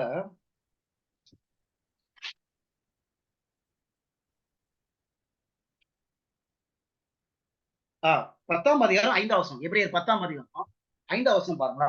5ஆம் வசனத்துல, ஆகையால் அவர் உலகத்தில் பிரவேசிக்கும் போது, யாரு? இயேசு கிறிஸ்து, பலியையும் காணிக்கையை நீர் விரும்பவில்லை, ஒரு சரீரத்தை எனக்கு ஆயத்தம் பண்ணினீர். சரிங்களா? ஒரு சரீரம் யாருக்கு? இயேசு கிறிஸ்துக்கு ஆயத்தம் பண்ண. இதான் எப்படிப்பட்ட சரீரம்? எப்படிப்பட்ட சரீரம்? அந்த சரீரம் ரோமர் 8ஆம் அதிகாரம், ரோமர் 8ஆம் அதிகாரம் 3வது வசனம். ரோமர் 8ஆம் அதிகாரம் 3வது வசனம் பாருங்களேன். அது எப்படி எனில், மாம்சத்தினாலே பலவீனமாயிருந்த நியாயப்பிரமாணம் செய்யக்கூடாது தேவனே செய்யும்படிக்கு தம்முடைய குமாரனை பாவ மாம்சத்தின் சாயலாகவும்.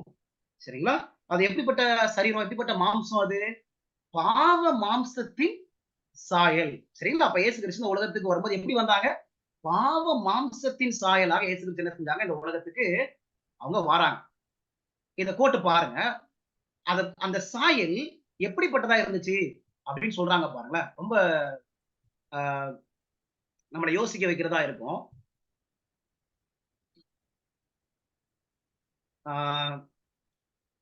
சரி, இங்கிலீஷ்ல வாசித்துட்டு நான் தமிழுக்கு போறேன். சரிங்களா? ஏன்னா இது கொஞ்சம் முக்கியமான ஒரு கோட். அடுத்த 2 code. We marvel at the Savior's sacrifice in exchanging the throne of heaven for the manger and the companionship of adoring angels for the beast of the storm. Human pride and self-sufficiency stand rebuked in his presence. Yet, this was but the beginning of his wonderful condescension. இது ஒரு beginning தான். அதாவது அவருடைய தாழ்மைக்குரிய ஒரு beginning. நான் தமிழ்ல அதை நான் வாசிக்கிறது உங்களுக்கு சொல்றேன். It would have been an almost infinite humiliation for the Son of God to take man's nature. அப்ப மனித அந்த சுபாவத்தை அந்த சுவாயில எடுப்பதற்கு அது அவர் எடுக்கணும்னா அவருக்கு எப்படி இருக்குமா? அது ஒரு இன்ஃபினைட் ஆல்மோஸ்ட் இன்ஃபினைட் ஹியூமிலியேஷனா இருக்குமா? அது எப்படி சொல்றாங்க பாருங்க. Even when Adam stood in his innocent Eden, but Jesus accepted humanity when the race had been weakened by 4,000 years of sin. எவ்வளவு பெரிய அன்பு பாருங்களேன். இது எவ்வளவு பெரிய தாழ்மை பாருங்க. Like every child of Adam, he accepted the results of the working of the great law of heredity. What these results were shown in the history of his earthly ancestors. He came with such a heredity to share our sorrows and temptations and to give us the example of a simple life. இங்கிலீஷ்ல கொஞ்சம் வாசிக்கிறது சூப்பரா இருக்கு. நான் வாசி தமிழ்ல பாருங்க, நான் வாசிக்கிறேன். மேல இருந்து வாசிக்கிறேன். பரலோக சிங்காசனத்தை தொழுவதற்கும் போற்றி துதிக்கும் தூதர்களின் உறவை தொழுவத்தின் விலங்குகளுமாக மாற்றிக்கொண்ட இரட்சகரின் தியாகத்தை நாம் வியப்புடன் நோக்கி பார்க்கிறோம். அதாவது பரலோக சிங்காசனத்துக்கு பதிலாக இந்த பூமிக்கு வராரு. அவரு அந்த மாட்டின் தொழுவத்துல அவரு பிறக்கிறாரு. அப்ப அதுக்கு பதிலாக இத சூஸ் பண்ண தெரிஞ்சிட்டதுனால அவர் எவ்வளவு பெரிய தியாகம் செஞ்சிருக்கிறார். இதெல்லாம் வியந்து நம்ம பார்க்கிறோம். சரிங்களா? அவரது பிரசனத்தில் மனித அகந்தையும் மட்டற்ற தன்னம்பிக்கையும் கடிந்து கொள்ளப்பட்டு நிற்கிறது. அவர் அப்படி செஞ்சதுனால நம்முடைய பிரைட் எல்லாம் ஒண்ணுமே இல்லை. அது அவரது ஆச்சரியமான தம்மையே மிகவும் தாழ்த்தி கீழிறங்கிய செயலின் ஆரம்பமாக மட்டுமே இருந்தது. ஒரு தேவன் ஒரு மனிதனா பிறக்கக்கூடிய ஒரு காரியம், ஒரு சிங்காசனத்துக்கு பதிலாக ஒரு மாட்டு தொழுவத்தை தெரிஞ்சிட்ட ஒரு காரியம் நமக்கு எப்படி இருக்குது? ஒரு மிகவும் ஆச்சரியத்தை அது கொடுக்குது. அப்படிதானங்க? ஆனா பாருங்க, என்ன சொல்றாங்கன்னா, அது வெறும் ஆரம்பம் மட்டும்தானா? தம்மையே மிகவும் தாழ்த்தி கீழிறங்கிய செயலின் ஒரு ஆரம்பம் மட்டும்தான் இருக்குதான். அதாவது இந்த தாழ்மை என்பது ஒரு பிகினிங் தானா? சரி, அப்ப எதுதான் ஒரு பெரிய ஒரு தாழ்மை வெளிப்படுத்தக்கூடிய மிகவும் முக்கியமான காரியம் என்னது? பாருங்களேன்.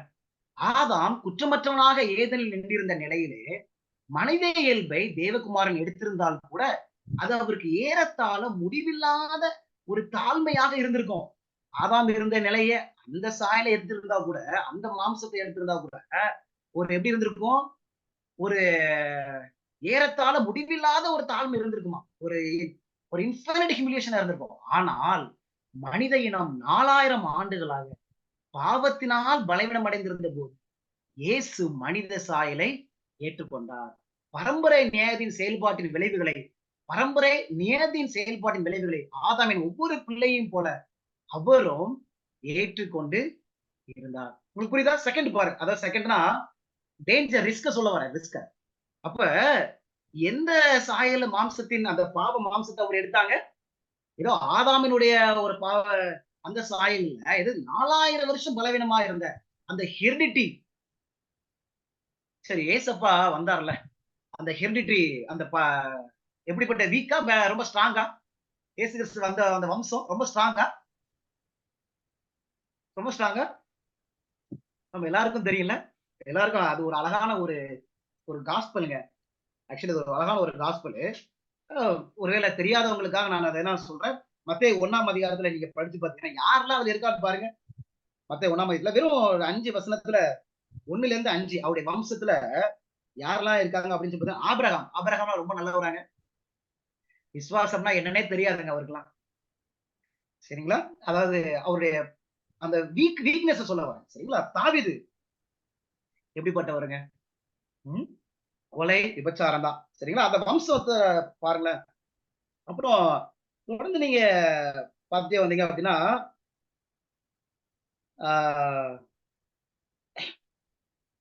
ஆபிரகாம் ஈசாக்கை பெற்றான். ஈசாக்கு யாக்கோபை பெற்றான். யாக்கோபு எப்படிப்பட்ட ஆளு? ஏமாத்ததான் தெரியும். அப்படிதானங்க? அப்ப விசுவாசிக்க தெரியாது, ஏமாற்றதான் தெரியும், விபச்சாரம், கொலைதான், அப்படிப்பட்ட வாழ்க்கை இருக்குது. தொடர்ந்து பாருங்க. யூதா யூதா எப்படிப்பட்டவரு? யூதா எப்படிப்பட்ட மனுஷன் பாத்தீங்களா? லஸ்ட் தான், இச்சை தான். சரிங்களா? அப்ப தொடர்ந்து நீங்க படிச்சீங்கன்னா இன்னொருத்தவங்க வருவாங்க பாருங்க. ராகா பஞ்சவசனம் பாருங்க. சல்மான் போவாசை ராகாபின் இடத்தில் பெற்றான். சரிங்களா? ராகாபு வர்றாங்க. ராகாப் நமக்கு தெரியும். அவங்க எப்படி இருந்தாங்க, வேசியா இருந்தாங்க தெரியும். போவாஸ் ஓபேத்தை ரூத் இடத்துல பெற்றான். ரூத் வந்து ஒரு ஒரு யூத பெண்மணி கிடையாது, ஒரு ஜென்டைல், அப்படித்தானே? அஞ்ஞான தெய்வத்தை வணங்கி கொண்டிருந்தோம். இந்த இந்த ஹெரிடிட்டில, இந்த வம்சத்துல ஏசப்ப என்ன செய்றாங்க? பிறக்கிறாங்க. அப்ப 4000 வருஷம் இயேசு கிறிஸ்து பிறக்கிறதுக்கு முன்னாடி 4000 வருஷம், சரிங்களா? அப்ப அந்த 4000 வருஷத்துடைய வீக்னஸ் ஆஃப் ஹியூமனிட்டினால இயேசு என்ன செய்றாங்க? பிறக்கிறாங்க. பாருங்களேன், அந்த கோட் இன்னும் கொஞ்சம் அருமையா இருக்கும் பாருங்களேன். அடுத்த ஒரு கோட் இது சூப்பரா இருக்கு. Isra பேஜஸ்ல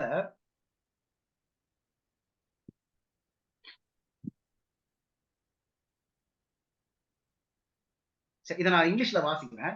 When Adam was assailed by the tempter, none of the effects of sin were upon him. He stood in the strength of perfect manhood, possessing the full vigor of mind and body. அதுல என்ன எழுதிருக்காங்கன்னா, ஆதாம் வந்து சாத்தானால் சோதிக்கப்படும் போது பாவத்தினுடைய ஒரு effect கூட, ஒரு விளைவு கூட அவனிடத்துல இல்ல. அவனிடத்துல முழு பலன் அவன்கிட்ட இருந்துச்சு. It was not thus with Jesus when he entered the wilderness to cope with Satan. For 4,000 years, the race had been decreasing in physical strength, in mental power, and in moral worth. And Christ took upon him the infirmities of degenerate humanity. அப்ப 4000 வருஷம், அது நான் தமிழ்ல வாசிக்கிறேன் பாருங்களேன். தமிழ்ல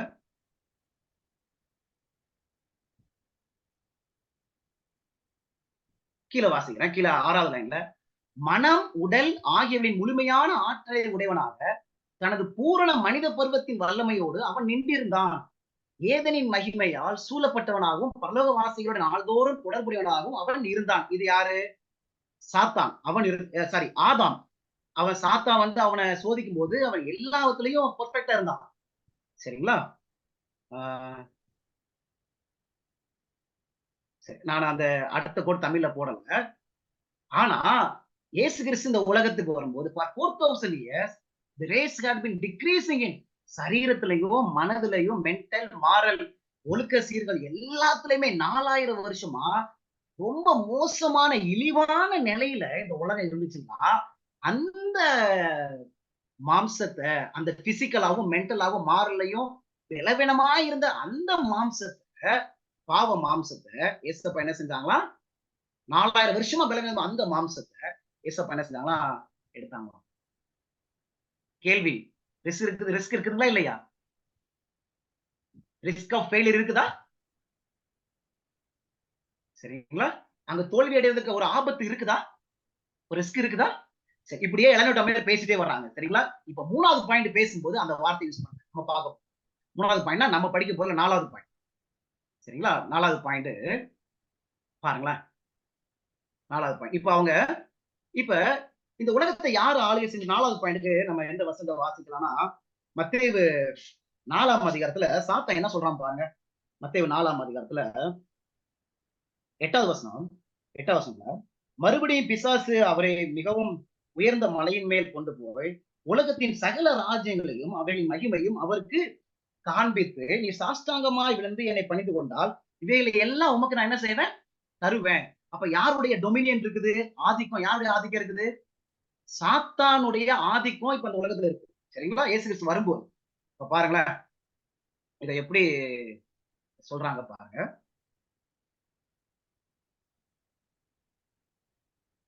Dominion of Satan. தமிழ்ல நேரடியா நான் வாசிக்கிறேன். நமக்கு நேரம் இல்லாதனால ஜெபத்தோடு கொஞ்சம் இருங்க. முக்கியமான கருத்துக்கு வந்துட்டோம். கொஞ்சம் ஜெபத்தோடு இருங்க. தேவனுடைய ஆலோசனை சபையில் கிறிஸ்துவுக்கு இருந்த அந்தஸ்தை எண்ணி பரலோகத்தில் சாத்தான் அவர் மீது வெறுப்பு கொண்டான். இயேசு கிறிஸ்துவ எப்பவுமே பிடிக்காது. சாத்தானுக்கு எப்ப பிடிக்காது இயேசு கிறிஸ்துவ? அவர் பரலோகத்தில் இருக்கும் போதே அந்த அந்தஸ்து, அந்த பொசிஷனை எண்ணி சாத்தான அவரை பிடிக்காது. அவன் அங்கிருந்து தள்ளப்பட்ட போது அவரை மிகவும் அதிகமாக வெறுத்தான். இன்னும் அதிகமா வெறுக்க ஆரம்பிச்சிட்டான். அவரு பொசிஷனை பார்த்து வெறுத்தான். இப்ப அவன் பூமியிலிருந்து பரலோகத்திலிருந்து பூமிக்கு தள்ளப்பட்டவனை மிகவும் அதிகமாக வெறுத்தான். பாவிகளான இனத்தை மீட்க அவர் தம்மை தாமே பிணையாளியாக்கி கொண்ட போது அவன் அவரை வெறுத்தான். பாருங்களேன், அவர் மீது என்ன வெறுப்பு பாருங்க. இயேசு கிறிஸ்து மேல மிகவும் அவரை வெறுத்தான். வெறுப்பு கொண்டான், அதிகமாக வெறுத்தான், அவரை வெறுத்தான் வருது. அப்படி இருந்தோம் தனது ஆளுகையில் உள்ளது என்று அவன் உரிமை பாட்டிருந்த முக்கியமான கருத்துக்கு வரும். அப்படி இருந்தோம். சரி, இந்த ஃபர்ஸ்ட் 5 லைன் மனசுல வச்சுக்கோங்க. ஏன்னா அதான் முக்கியமான ஒரு பாயிண்ட். அவன் வெறுப்பு கொண்டான் வருது, வெறுத்தான் வருது. இப்ப அவன் என்னென்ன செஞ்சான் அப்படின்னு பாருங்களேன். இது இது அஸ் அ சைல்டு என்ற டிசைர் பை 71ல இங்க பாருங்களேன். வேற என்னன்னா, அப்ப இயேசு கிறிஸ்து மேல பயங்கரமான வெறுப்பு அவனுக்கு. சரிங்களா? பரலோகத்துல ஒரு பொசிஷன் பார்த்து வெறுப்பு, பூமியில தள்ளப்பட்டவனே வெறுப்பு, இவர் தான் ரான்சமா நான் வரேன் அப்படின்னு சொல்லி பயங்கரமான வெறுப்பு இயேசு கிறிஸ்து மேல. இப்ப அவன் என்ன செஞ்சான் தெரியுமா? இயேசு கிறிஸ்து இந்த உலகத்துல இருக்கும்போது பாருங்களேன். நான் அந்த ரெட் லைன்ல போட்டது மட்டும் வாசிக்கிறேன். நாம் சந்திக்க வேண்டிய சகல போராட்டங்களுக்கும் அவர் கீழ்ப்படுத்தப்பட்டார். இங்கிலீஷ்ல he was subject to all the conflicts. எல்லா போராட்டங்களையும் சாத்தான் அவருக்கு கொண்டு வந்தானாம். சகல போராட்டங்களும். பாருங்களேன், நசரேத்தின் பிள்ளையை மேற்கொள்ளும் சாத்தானின் முயற்சியில் அவன் களைப்பற்றவனாக இருந்தான். Satan was unwearied in his efforts. அப்ப களைப்பற்றவனாக அவன் என்ன செஞ்சான்? இருந்தான். அப்படி இருந்த போதிலும் அவரது வாழ்க்கை அந்தகார சக்திகளுக்கு எதிரான போராட்டம் உடையத ஒன்றாக அது என்ன செஞ்சு இருந்துச்சு. எப்படி இருந்துச்சு? அந்தகார சக்திகளோடு போராட்டம் இருந்துச்சு. சரி, அப்புறம் கடைசியில பாருங்களேன், இயேசுவை கண்ணியில் அகப்படுத்த அவன் செய்யாத முயற்சிகள் எதுவும் இல்லை. நமது இரட்சகர் சோதனைக்கு எதிராக நடத்திய பயங்கரமான போராட்டங்களை போன்ற போராட்டங்களுக்கு இடையில் வாழும்படி எந்த மனித பிள்ளையும் ஒருபோதும் அழைக்கப்பட மாட்டாது. அப்ப சாத்தனுடைய ஆதிக்கம் எப்படிப்பட்டது பாருங்க. பயங்கர வெறுப்பு. அந்த வெறுப்பால என்ன செஞ்சானா? சகல ஆல் கான்ஃபிளிக்ட்ஸ்க்கு சப்ஜெக்ட் பண்ணப்பட்டாரு. அன்வேரிட் எஃபர்ட்ஸ். அந்தகார சக்திகளுக்கு எதிரான ஒரு போராட்டம்.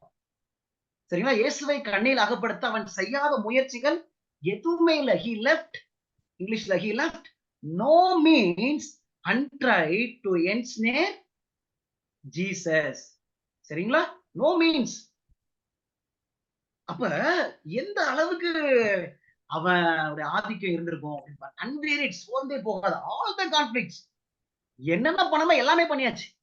அந்த அளவுக்கு அவனுடைய இயேசு கிறிஸ்துடைய போராட்டம் இருந்திருக்குது. அப்ப அப்ப அவன் ஆதிக்கம் எந்த அளவுக்கு இருந்திருக்கும். என்னென்ன பிளான்ஸ்லாம் அவன் போட்டு வந்துச்சு பாருல. இப்ப இதை நீங்க வாசிங்களேன், ரொம்ப அழகா இருக்கும். இப்ப இதெல்லாம் அவங்க சொல்றாங்க. இதெல்லாம் சொல்லிட்டு இப்ப சொல்றாங்க. இப்ப 5வது லைன் 6வது லைன் படிங்க. அப்படி இருந்த போதிலும், எப்படி இருந்த போதிலும் சாத்தான் மிகவும் வெறுப்பா இருக்கிறான். யார் மேல? இயேசு கிறிஸ்து மேல மிகவும் வெறுப்பா, அதிக வெறுப்பா இருக்கிறான். அதனால ஆல் கான்ஃபிளிக்ட்ஸ் அன்பிரிட். பாருங்களேன், அப்படி இருந்த போதும் தனது ஆளுகையில் உள்ளது என்று அவன் உரிமை பாட்டிருந்த இடத்திற்கு மனித இனத்தின் பலவீனங்களுக்கு கீழ்ப்பட்ட உதவியற்ற ஒரு குழந்தையாக வர தேவன் அவருடைய குமாரனை அனுமதித்தார். அந்த வார்த்தை பாருங்க. அப்படி இருந்த எப்படி இருந்த போதும் அந்த 3 காரியத்தை மனசுல வச்சுக்க. உலகம் எப்படி இருந்துச்சு? டீப். நம்ம படிச்சோம்ல, ரொம்ப மோசமா உலகம் இருந்துச்சு. அப்படின்னா டீக்ரேடா இருந்துச்சு. ஒண்ணு படிச்சோம். அவருடைய மாம்சம் எப்படி இருக்குது? மிகவும் பலவீனமா இருக்குது. 3வது, சாத்தானுடைய ஆதிக்கம் அதிகமா இருக்குது. எல்லாத்தையும் முயற்சி செய்ய போறான். டயர்டாக போறதே இல்ல அவன். எல்லா மீன்ஸும் ட்ரை பண்ண போறான். அப்படி இருந்த போதும் தனது ஆளுகையில் உள்ளது என்று அவர் உரிமை பாட்டிருந்த இடத்திற்கு மனித இனத்தின் பலவீனங்களுக்கு கீழ்ப்பட்ட உதவியற்ற உதவியற்ற ஒரு குழந்தையாக வர தேவன் அவருடைய குமாரனை அனுப்பினார். தோல்வி மற்றும் நித்திய இழப்பு, இதுதான் ஃபெயிலியர் மற்றும் இட்டர்னல் லாஸ், நித்திய இழப்பு என்னும் அபாயத்துடன் எந்த விதமாக போராடி இருக்க வேண்டுமோ அந்த விதமாக போராடவும், ஒவ்வொரு ஆத்மாவிற்கும் பொதுவாக உள்ள வாழ்க்கையின் அபாயங்களை சந்திக்கவும் தேவன் அவரை அனுப்பினார். இங்கிலீஷ்ல படிக்கலாம் பாருங்களேன், ரொம்ப அழகா இருக்கும்.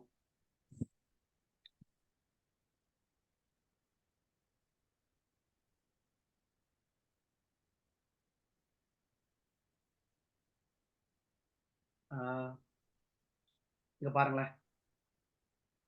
ஆக்சுவலி அந்த கோட்டு, இந்த கோட் நீங்க இதை ஞாபகம் வச்சுக்கோங்க. இந்த கோட்டு நான் இந்த கோட்டை ஒரு முறை நான் இங்கிலீஷ்ல வாசிக்க ஆசைப்படுறேன். ஏன்னா அதை நான் பதிவு செய்யல நினைக்கிறேன். ஏன்னா முக்கியமான ஒரு தமிழ் கோட்டு இது.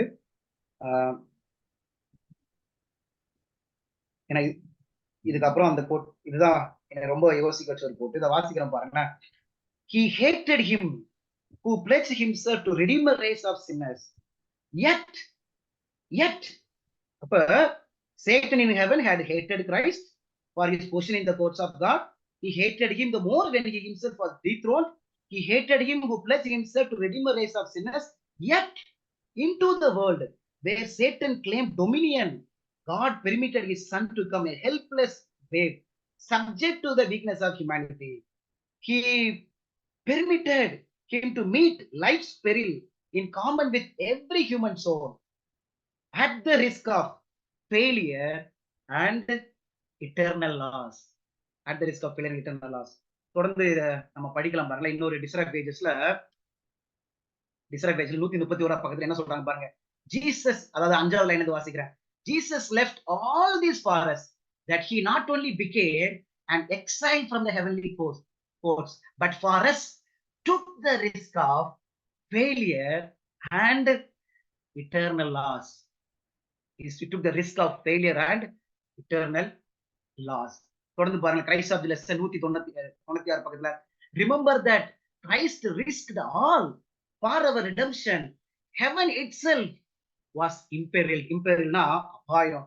தமிழ்ல கேளுங்கள், காயம் தலையையும் ஈட்டியால் குத்தப்பட்ட விலாவையும் ஆணைகளால் கடவப்பட்ட பாதங்களை நோக்கி பாருங்க.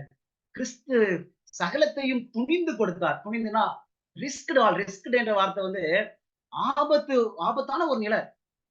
நம்முடைய ரட்சிப்பிற்காக பரலோகம் தானே ஆபத்துக்கு உட்பட்டது. எதுதான்? பரலோகம் தானே ஆபத்து உட்பட்டது. ஏதாவது புரியுதுங்களா?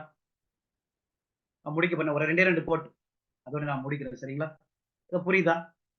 இதை பேஸ் பண்ணி தான் இந்த வார்த்தை அவங்க பயன்படுத்துகிறாங்க. Risk of failure and eternal loss. இதை பேஸ் பண்ணி அந்த 3 கருத்து நான் சொன்னேன்ல. 1, உலகம் எவ்வளவு மோசமா இருந்துச்சு. 2, அவர் எப்படிப்பட்ட மாம்ச சரீரத்தை அவர் எடுத்த 4000 வருஷம் பலவீனமா இருந்த. 3வது காரியம் நம்ம என்ன பார்த்தோம்? டொமினியன், சாத்தானுடைய ஆதிக்கம். அன்வேரிட் ஆல் த கான்ஃபிளிக்ட்ஸ். சோர்ந்து போகாம அவங்க பல காரியங்கள் அவன் செய்ய போறான். இந்த சூழ்நிலையில ஆண்டவர் யாரும் அனுப்புனாங்களாம்? இயேசு கிறிஸ்துவ அனுப்புனாங்களாம். ரிஸ்க் இருந்துச்சா? அவர் தோல்வி அடைவதற்கு ஒரு ரிஸ்க் இருந்துச்சுங்களா? ஒரு ஆபத்து அங்க இருந்துச்சா? நித்திய இழப்பு, நமக்காக நித்திய இழப்பையே சந்திப்பதற்கு காட் என்ன செஞ்சாங்க? ஆயத்தமாயிட்டாங்களாம். கடைசியா 5வது பாயிண்ட் முடிக்கிறேன். 5வது பாயிண்ட் இது ரொம்ப அழகா இருக்கும் பாருங்களேன். இது எப்படிப்பட்ட அன்பு என்பதை அழகா சொல்றாங்க பாருங்களேன். This is love. இதான் 5th பாயிண்ட். நீங்க எழுதிக்கலாம். This is love. This is love. பாருங்களேன், பொதுவா நம்முடைய பெற்றோர்கள்லாம் என்ன செய்வாங்க? இப்ப இந்த பிள்ளை இந்த மாதிரி இடத்துல இருக்க போகுது அப்படின்னா என்ன செய்வோம்? பாருங்களேன், மனித தந்தையின் இருதயம் அவனுடைய மகனுக்காக ஏங்குகிறது. அவன் தனது சிறு குழந்தையின் முகத்தை பார்த்து அதன் வாழ்வின் அபாயங்களை எண்ணி நடுங்குகிறான். சாத்தானின் வல்லமையிலிருந்து அவனை மறைத்து காக்க, சோதனைகளிலும் போராட்டங்களிலும் இருந்து அவனை பாதுகாத்துக் கொள்ள அவன் ஏக்கமுள்ளவனாக இருக்கிறான். அப்படித்தானே? இது யாரு? மனித தந்தை. மனித தந்தையுடைய இருதயம் என்னது? மகனுக்காக ஏங்குள்ள. அவன் அந்த பிள்ளை சந்திக்க போற ஆபத்து அபாயத்தை எண்ணி அவன் நடுங்குவான். அப்படித்தானே மனித தந்தை? இந்த சூழ்நிலை ஒரு மனித தந்தை அப்பா இருந்து என்ன செய்வாங்க? சாத்தானுடைய வல்லமையிலிருந்து அவனை மறைத்து வைக்கிறதுக்கு என்ன செய்வாங்க? போராடுவாங்க. அப்படித்தானே? அவன் அதுல ஏக்கமுள்ளவங்களா இருப்பாங்க.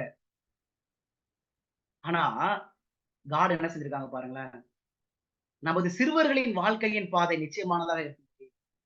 ஒரு கசப்பான போராட்டத்தையும் மிகவும் அதிகமான அபாய பொறுப்பையும் சந்திக்க தேவன் தமது ஒரே பேரான குமாரனை தந்தார்.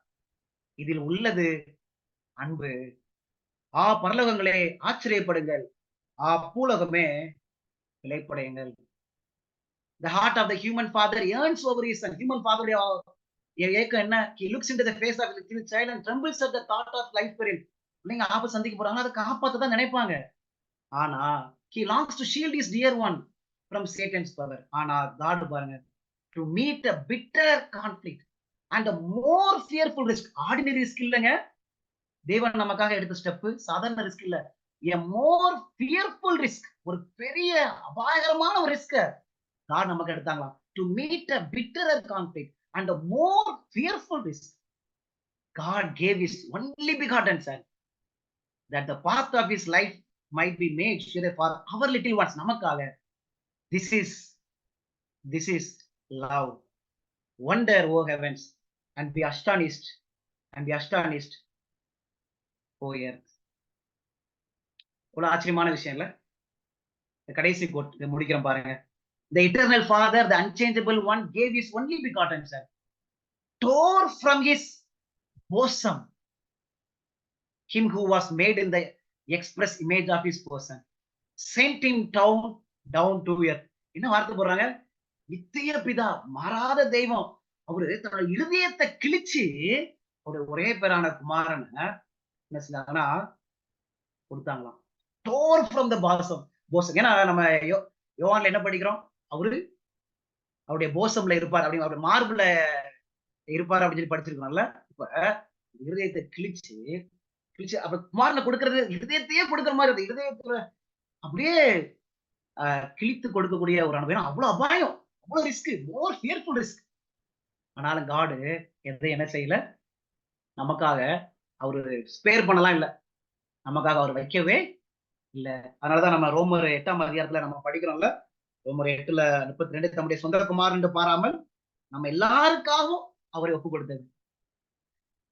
தம்முடைய சொந்த குமாரன் என்று பாராமல் நம்ம எல்லாருக்கும் ஒப்பு கொடுத்தவர். அவரோட கூட மற்ற எல்லாவற்றையும் நமக்கு அருளாதிருப்பது எப்படி? பாராம எல்லாவற்றையும் ஒப்பு கொடுத்தவர். பாருங்களேன், இது பிதாவுக்கு ஏற்கனவே தெரியல, இது எவ்வளவு பெரிய ரிஸ்க் அப்படின்னு ஏற்கனவே தெரியல. அது நித்திய இழப்பு என்பது ஏற்கனவே தெரியல. அது தெரிஞ்சும் கூட நமக்காக அவருடைய குமாரனை, ஒரே பேரான குமாரனை நமக்காக காட் என்ன செஞ்சாங்க? அனுப்புனாங்க. பரவாயில்ல, ரிஸ்கா இருந்தாலும் காட் என்ன செஞ்சாங்க? அனுப்புனாங்க. நித்திய இழப்பு ஏற்பட்டாலும் காட் நம்ம வேணும்னு சொல்லி என்ன செஞ்சாங்க? ஆசைப்பட்டாங்க. எவ்வளவு பெரிய அன்பான தெய்வம் நமக்கு இருக்கிறாங்க. இது எவ்வளவு பெரிய அன்பு இல்ல? எவ்வளவு பெரிய ஒரு ஆச்சரியமான ஒரு காரியம் இல்ல? இந்த சத்தியத்தை திருப்பி நீங்க போய் படிங்க, திருப்பியும் நீங்க வாசிங்க, திருப்பி மெடிடேட் பண்ணுங்க, கான்டம்ப்ளேட் பண்ணுங்க. காட் எவ்வளவு பெரிய ரிஸ்க் நமக்காக எடுத்திருக்கிறாங்க. எவ்வளவு பெரிய risk, most fearful risk God நமக்காக எடுத்து. இப்படி எடுத்த தெய்வம் நம்மளை ரட்சிப்பதற்குரிய எல்லா காரியத்தையும் செய்ய மாட்டாரா? எல்லாமே செய்வார். நம்ம தேவையை சந்திக்க மாட்டாரா? நம்முடைய பாவத்தை ஜெயிப்பதற்குரிய எல்லா காரியத்தையும் செய்ய மாட்டாரா? எல்லாமே அவர் செய்வார். இவ்வளவு ரிஸ்க் எடுத்த தெய்வம் எல்லாரும் யாருக்காக? நம்ம வேணும் அவருக்கு, நம்ம வேணும். அதுக்காக தான் பரலோகம் அவ்வளவு பெரிய ரிஸ்க். பரலோகமே ஆபத்துக்கு ஆனது அப்படின்னு படிச்சோன்னா, ஹெவன் இட் செல்ஃப் இம்பெரில்ட் அப்படின்னு படிச்சோம். காட் எவ்வளவு பெரிய அன்பான தெய்வம். அந்த தெய்வத்தினுடைய அன்பை உணர்ந்து நம்ம அவருடைய அன்புக்கு நம்ம நன்றி சொல்லுவோம், அவருக்கு நம்ம ஒப்படைப்போம். கர்த்தர் நம்ம ஆசீர்வதிப்பாங்க. ஆமென். ஆமென். நிஜமாவே ரொம்ப அருமையான ஒரு சத்தியத்தை இந்த காலை வேளையில கேட்டோம். ரொம்ப thank you brother, thank you so much. ஆண்டவர் உங்க மூலியமா எங்களுக்கு ரொம்ப மேன்மையான சத்தியங்களை தொடர்ந்து கொடுத்துட்டு இருக்கிறாங்க. அதற்காக தேவனுக்கு நாங்களும் நன்றி செலுத்துகிறோம். இப்பொழுதும் கூட நம்ம ஒரு முடிவு ஜெபம் பண்ணலாம். அன்பின் பரலோக தகப்பனே, ஆண்டவரே சுவாமி, கொடான கொடி ஸ்தோத்திரம் அப்பா. இதோ இந்த வாரத்தின் முதல் நாளிலும் ஆண்டவரே உங்களுடைய அன்பை மீண்டுமாக எங்களுக்கு இன்னும் ரொம்ப டீப்பா இந்த காலை வேளையில சொல்லி கொடுத்ததற்காக நன்றி அப்பா. ஆண்டவரே, இதோ நாங்க எவ்வளவு பாவத்திலையும் இப்ப இருந்தாலும் இதை விட இன்னும் அதிகமான பாவம் இருந்த நாட்கள்ல உங்களுடைய குமாரனை நீங்க கொடுத்து ஏசப்பா, சாத்தான ஆதிக்கம் இன்னும் அதிகமா இருந்த நேரத்திலையும் உங்களுடைய குமாரனை எங்களுக்காக நீங்க கொடுத்த இந்த அன்பை நாங்க பார்க்கும்போது ஏசப்பா, எங்களுக்கு பிதாவே எங்களுடைய மனது நிஜமாவே அசைக்கப்படுது சுவாமி. அதை நீங்க தான் ஏசப்பா ஆண்டவரை செய்றீங்க. தகப்பனே, ஆண்டவரே, இதோ இப்பொழுதும் இந்த அன்பை இன்னும் அதிகமாக நாங்கள் ஆழமாக ருசி பார்க்கவும் தியானிக்கவும் இந்த வாரம் ஃபுல்லா ஆண்டவரே இதை நாங்க மெடிடேட் பண்ணவும் நீங்க எங்களுக்கு உதவி செய்யுங்க. இதோ இந்த ஞாயிற்றுக்கிழமை காலையில மாத்திரம் அந்த பாடங்களை கேட்டுட்டு போய்விடாதபடிக்கு தொடர்ந்து இதை எங்கள் இதயத்துல நாங்கள் நினைத்து பார்க்க எங்களுக்கு நீங்க உதவி செய்ய வேண்டுமா ஜெபிக்கிறோம். தொடர்ந்து நாங்கள் படிக்கும் ஒவ்வொரு பாடங்களையும் நீங்க ஆசீர்வதிங்க. இதோ இந்த பாடத்தை ரெக்கார்ட் பண்ணப்பட்டிருக்கிற இந்த ஒரு பாடத்தை அநேகர் கேட்டு பயனடைய நீங்க உதவி செய்யுங்க. இதோ நீங்க எங்களுக்கு நிச்சயமா உதவி செய்கிற தேவனா இருக்கிறீர், எங்க கூடவே இருக்கிறீர். எங்களுக்காக உங்களுடைய குமாரனை நீங்க அன்பாக கொடுத்தீ சுவாமி. ஆண்டவரே, இதோ குமாரனும் அனைத்து காரியங்களையும் துணிந்து எல்லாவற்றையும் அவரு செய்தார் என்று நாங்க பார்க்கிறோம் ஆண்டவரே. எல்லாமே அன்புனாலதான் செஞ்சாங்க. அந்த அன்பு எங்களிடத்துல காணப்படவும், அந்த அன்பு எங்களை நிச்சயமாக மாற்றும் அப்படின்றதுல நாங்களும் விசுவாசிக்கிறோம் தகப்பனே. தொடர்ந்து எங்களை வழிநடத்துங்க. படிக்க போகும் பாடங்கள் ஒவ்வொன்றையும் நீங்க ஆசீர்வதித்தாருங்க. உங்களுடைய தயவு, கிருபை, இரக்கம் எங்களை வழிநடத்தணும்னு சொல்லி நாங்க தாழ்மையா ஜெபிக்கிறோம். தொடர்ந்து எங்களை பாதுகாத்துக் கொள்ளுங்கப்பா. இயேசு கிறிஸ்துவின் நாமத்தினால ஜெபிக்கிறோம் பிதாவே. ஆமென். ஸ்தோத்திரம். தேங்க்யூ. கலந்து கொண்டு ஒவ்வொருவரையும் கருத்து பலப்படுத்துவாங்க. தொடர்ந்து ப்ரேயர் பண்ணலாம். தொடர்ந்து இந்த டாபிக்கை தியானிங்க, ப்ரேயர் பண்ணுங்க. சரிங்களா? தேங்க்யூ.